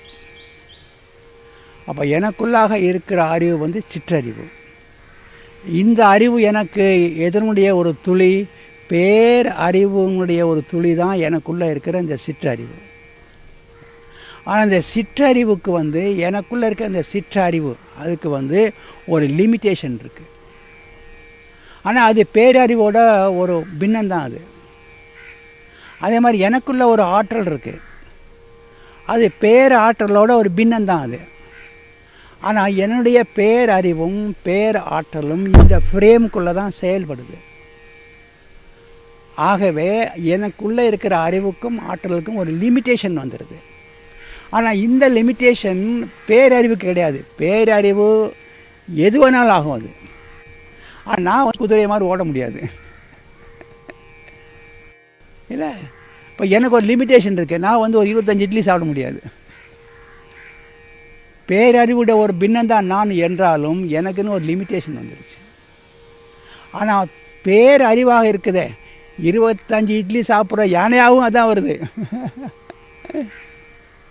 அதானே வந்திருக்கு, யானையாகவும் அதான் வருது. அது 25 இட்லி சாப்பிட்றோம். குதிரை மாதிரி ஓடக்கூடிய, மணிக்கு அவ்வளோ வேகத்தில் ஓடக்கூடிய குதிரையாகவும் அதான் வந்திருக்கு. அது எதுவுமே ஆகும், எதுவுமாக இயல்பு அதுக்கு உண்டு. அதில் ஒரு பின்னம்தான் நான். அதான் எனக்கு கொடுக்கப்பட்டதெல்லாம் லிமிட்டேஷன். என்னுடைய காலமும் லிமிட்டேஷன். ஆனால் இந்த காலம் அதனுடைய காலத்தினுடைய ஒரு பகுதி தான் என்றாலும் அந்த காலத்துக்கு அளவு கிடையாது, எனக்கு தான் அளவு இருக்குது. ஆக அது அளவற்ற காலம் முடியாது. அதுக்கு ஒரு பிகினிங் எண்டு போட்டால் காலத்துக்கு லிமிட் சொல்லிடலாம். பிகினிங் கிடையாது, எண்டும் கிடையாதுன்னு காலத்துக்கு லிமிட் இல்லை. காலம் எப்படி உங்களுக்கு குறிப்பிடுவீங்க? ஒரு பிகினிங் தெரியாதுன்னு எண்டு தெரிஞ்சால் தானே இவ்வளவு காலம்னு சொல்ல முடியும். அதுக்கு பிகினிங் கிடையாது, எண்டும் கிடையாதுன்னா அளவற்ற காலம் இருக்குது. அந்த காலத்துலேயே ஒரு சிறிய பகுதி என்கிட்ட இருக்குது. ஆனால் எனக்குள்ள காலம் நிறுத்தப்பட்ட காலம், அதுக்கு அளவற்ற காலம். அளவற்ற அறிவு, அளவற்ற ஆற்றல், அளவற்ற சைஸும் கூட தான். இப்போ எனக்கு இருக்க சைஸு ஸ்மால் சைஸு. அப்போ அதனுடைய ஒரு பின்னம் தான் நான். வாழ்க வளமுடன். ஐயா, இப்போ இறைத்துகள் வந்து ஒரு அலை வருது இல்லைங்கய்யா, அதை வந்து நம்ம காந்த அலைன்னு சொல்கிறதில்லை. ஆனால் விண்ணிலிருந்து வரதை மட்டும் காந்த அலைன்னு சொல்லுவோம். பட் ரெண்டுமே ஒரே பொருள், அது வந்து இண்டிவிஜுவலாக இருக்குது, இது கொத்தாக இருக்குது. ஏன் அந்த டிஃப்ரென்ஸ் இல்லை? ரைட். வாழ்க வளமுடன். இறை துகள் அதுவே சுழற்சியில் தான் இருக்குது. அப்போ அந்த சுழற்சியே வந்து ஒரு டிஸ்டர்பன்ஸை க்ரியேட் பண்ணும், ஒரு அலையை க்ரியேட் பண்ணும். ஸோ அந்த இறை துகளுடைய நிலையிலேயே அந்த காந்த அலை வந்துடுது, காந்த அலைகள் வந்துடுது. ஆனால் அந்த இறைத்துகளோ அந்த காந்த அலையோ நமக்குள்ள இன்ட்ராக்ஷன் கிடையாது. நமக்கு எப்போ இன்ட்ராக்ஷன் ஏற்படுதுன்னா விண்ணுக்கு அப்புறம்தான். நம்ம கூட இன்ட்ராக்ட் பண்ணுறதெல்லாம் விண்ணுக்கு அப்புறம் நடக்கிற நிகழ்ச்சி தான் நம்ம கூட இன்ட்ராக்ட் பண்ணக்கூடியது. ஆனால் அதுக்கு முன்னாடி இருக்கிற அந்த காந்தமும் இருக்குது, இறை துகள்னு இருக்குது. அதனால் மகரிஷி அந்த காந்தத்தை பொட்டென்ஷியல் மேக்னட்டிசம் போட்டுப்பார். பொட்டென்ஷியல் அது வந்து எனக்கு வந்து என்னை ஒன்றும் பண்ணாது. எனக்கு இப்போ ஒரு உதாரணமாக வந்து, இப்போ மேலே ஒரு டேம் இருக்குது இல்லைங்களா, அந்த டேமில் ஏகப்பட்ட வாட்டர் இருக்குது. அந்த வாட்டர் அங்கே இருக்கும்போது அதுக்கு பக்கத்தில் அந்த வாட்டரை தொட்டுக்கிட்டு இருந்தாலும் என்னை ஒன்றும் பண்ணாது.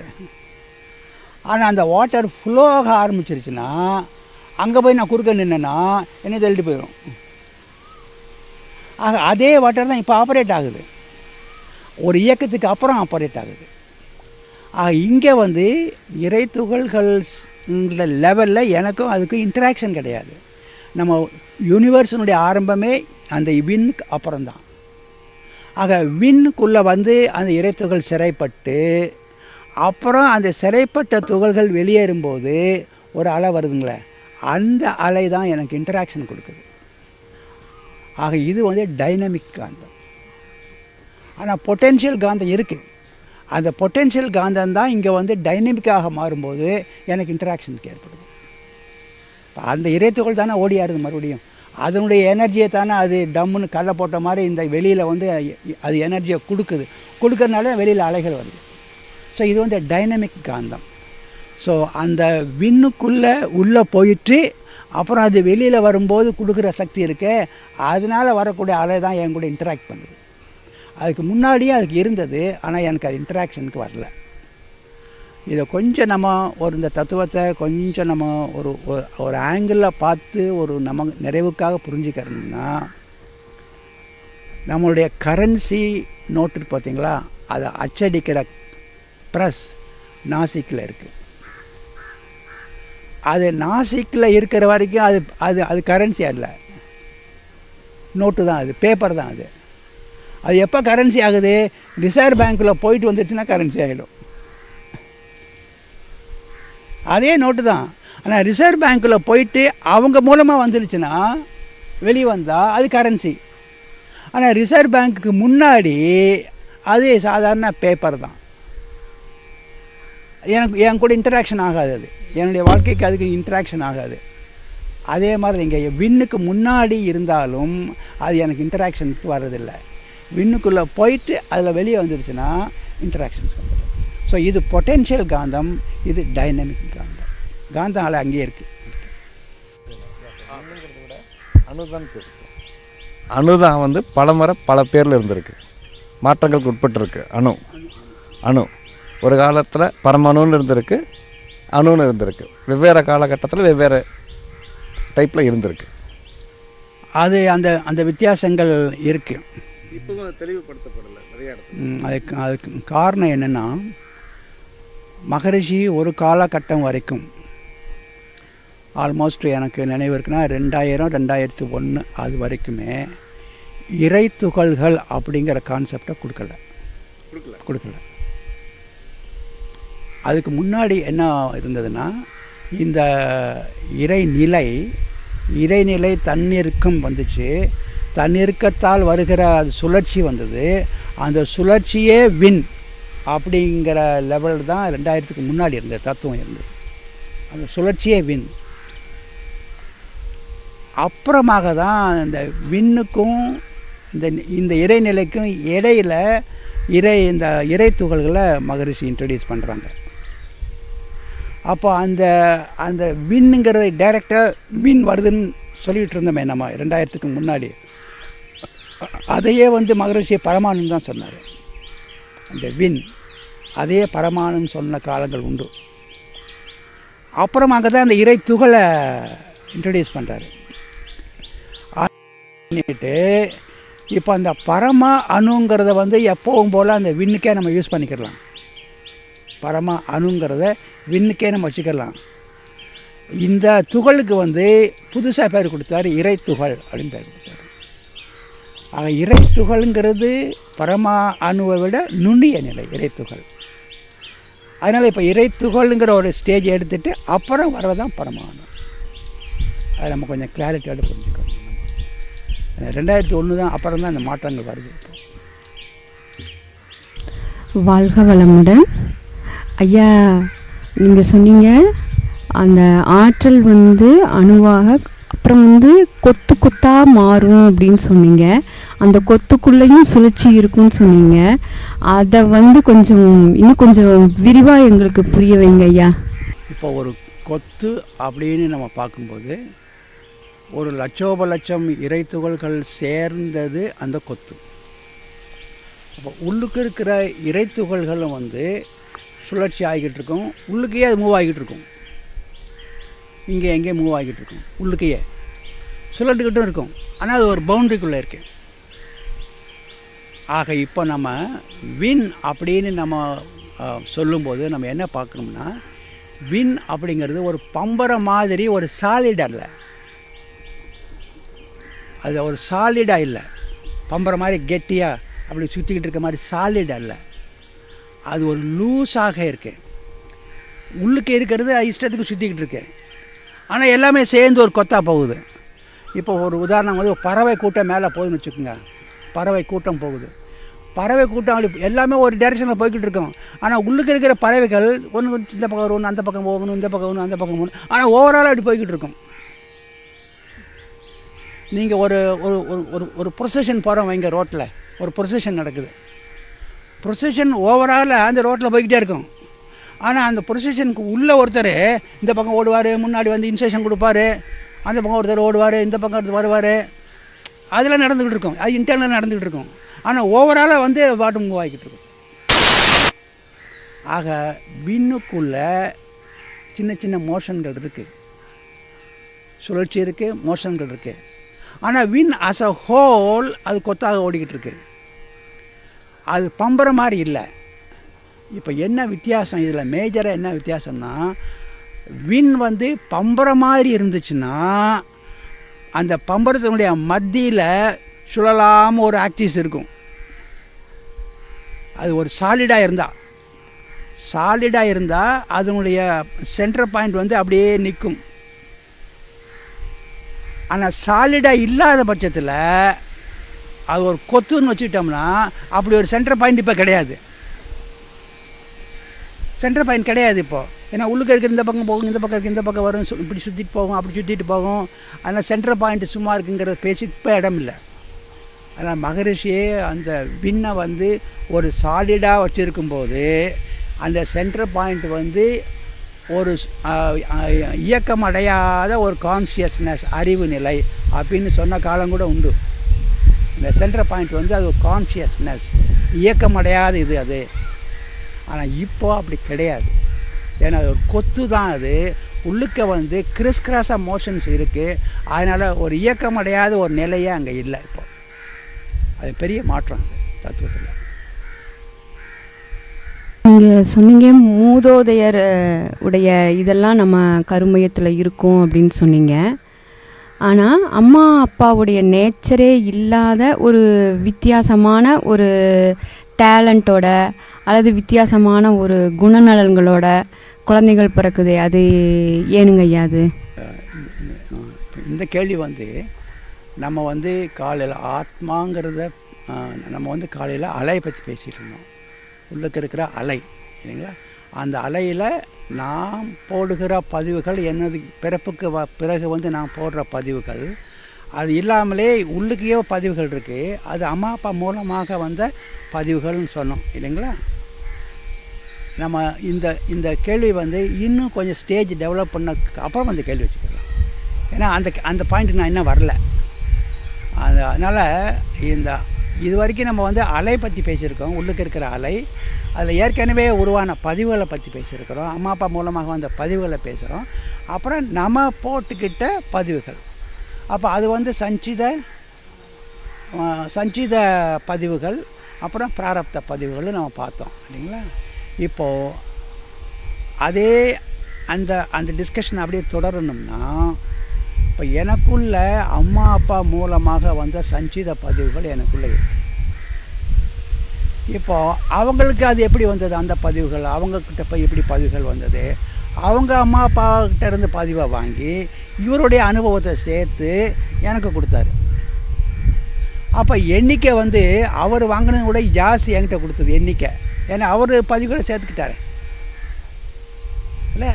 அப்போ அப்படியே போனால் முதல் மனிதன்கிட்ட இருந்து தாண்டி தாண்டி தாண்டி தாண்டி அந்த பதிவுகள் வந்துகிட்டே இருக்குது. எண்ணிக்கையும் ஜாஸ்தி ஆகிட்டே இருக்குது. ஏன்னா முதல் மனிதன் கொடுத்து அவர்களுடைய அனுபவத்தை சேர்த்து ரெண்டாவது, அப்புறம் அப்படியே எண்ணிக்கை ஜாஸ்தி ஆகிட்டே வருது. இப்போது எனக்கு வந்து சேர்ந்துருச்சு. அந்த முதல் மனிதனுக்கு பதிவு எப்படி வந்தது? அதுக்கு முன்னால் என்ன இருந்தது? விலங்கினம். அது விலங்கினத்திலேருந்து அவன் வர்றான். அப்போ விலங்கின பதிவு அவங்ககிட்ட வந்துருச்சு. இப்போ அந்த பதிவோடு சேர்த்து அவன் அப்படியே ட்ரான்ஸ்ஃபர் பண்ணிட்டே வர்றான். அப்போ அந்த பதிவு என்கிட்ட இருக்குது. அப்படி போனால் இந்த அலையில் இருக்கிற பதிவு ஆரம்பத்தில் இருந்து எதிலிருந்து எனக்கு இது வந்து சேர்ந்துருக்கு? விலங்கினத்திலேருந்து. விலங்கினத்துக்கு முன்னாடி இருந்த 3 அறிவு அப்படியே போங்க அப்படியே போங்க அப்படியே போனால் எது வரைக்கும் ஓர் அறிவிலிருந்து அந்த பதிவு வந்திருக்கு. அந்த ஓர் அறிவுக்கு கூட அந்த பதிவு வந்ததை அது அந்த ஓரறிவு எப்படி? பஞ்சபூதங்கள் சேர்ந்து. அப்போ அந்த பஞ்சபூதங்களில் இருந்த அந்த சின்ன அறிவு நிலை அதுவும் எனக்குள்ளே இருக்குது. ஆக அதுகளுக்கு எப்படி வந்தது? ஆதியிலேருந்து வருது. ஆக எனக்குள்ளே இருக்கிற சஞ்சித பதிவுகள் எங்கேருந்து வருது? ஆதியில் இருந்து அது வந்துக்கிட்டு இருக்கு. கூடி கூடி கூடி கூடி கூடி கூடி கூடி வந்துக்கிட்டு இருக்கு.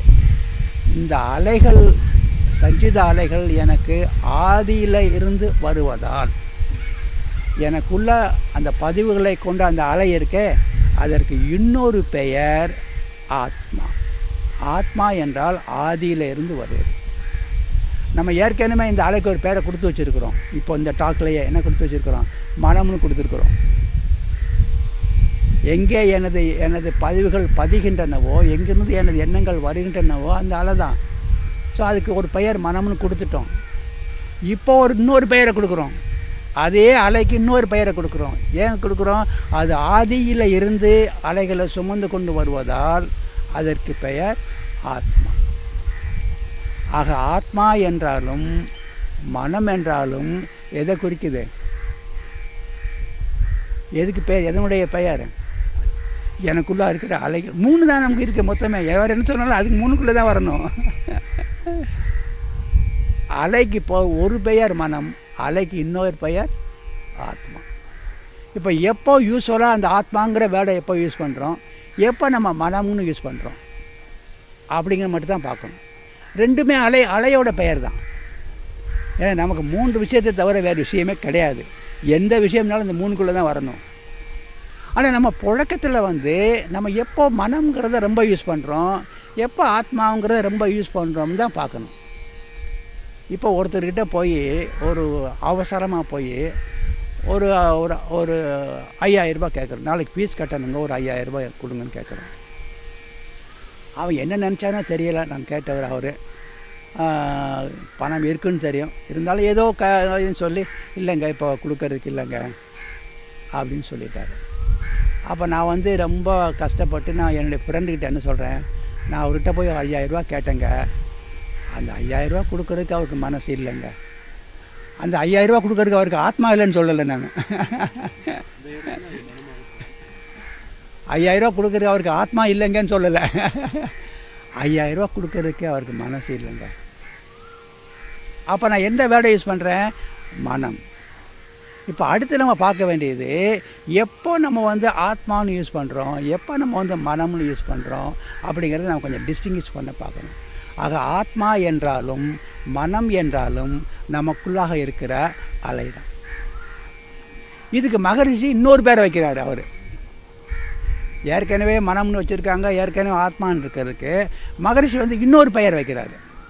அவர் என்ன பெயர் வைக்கிறார் அதுக்கு? இந்த அலைங்கிறது அலையில் வந்து தானே பதியுது. அது என்ன அலை? காந்த அலை. அந்த காந்த அலையில் வந்து தான் நம்முடைய அனுபவங்கள்லாம் பதிஞ்சிருக்கு. அதில் தான் எல்லா பதிவும் இருக்குது. அந்த காந்த அலை பதிவை நான் அம்மா அப்பாக்கிட்ட வாங்கினேன், அங்கேருந்து வாங்கிட்டு வரேன் அதை நான். ஸோ மகரிஷி என்ன பண்ணுறாரு? இந்த பதிவுகள் தான் என்னை இயக்குது. இந்த பதிவுகள் தான் என்னை இயக்குது. வாழ்க வளமுடன்.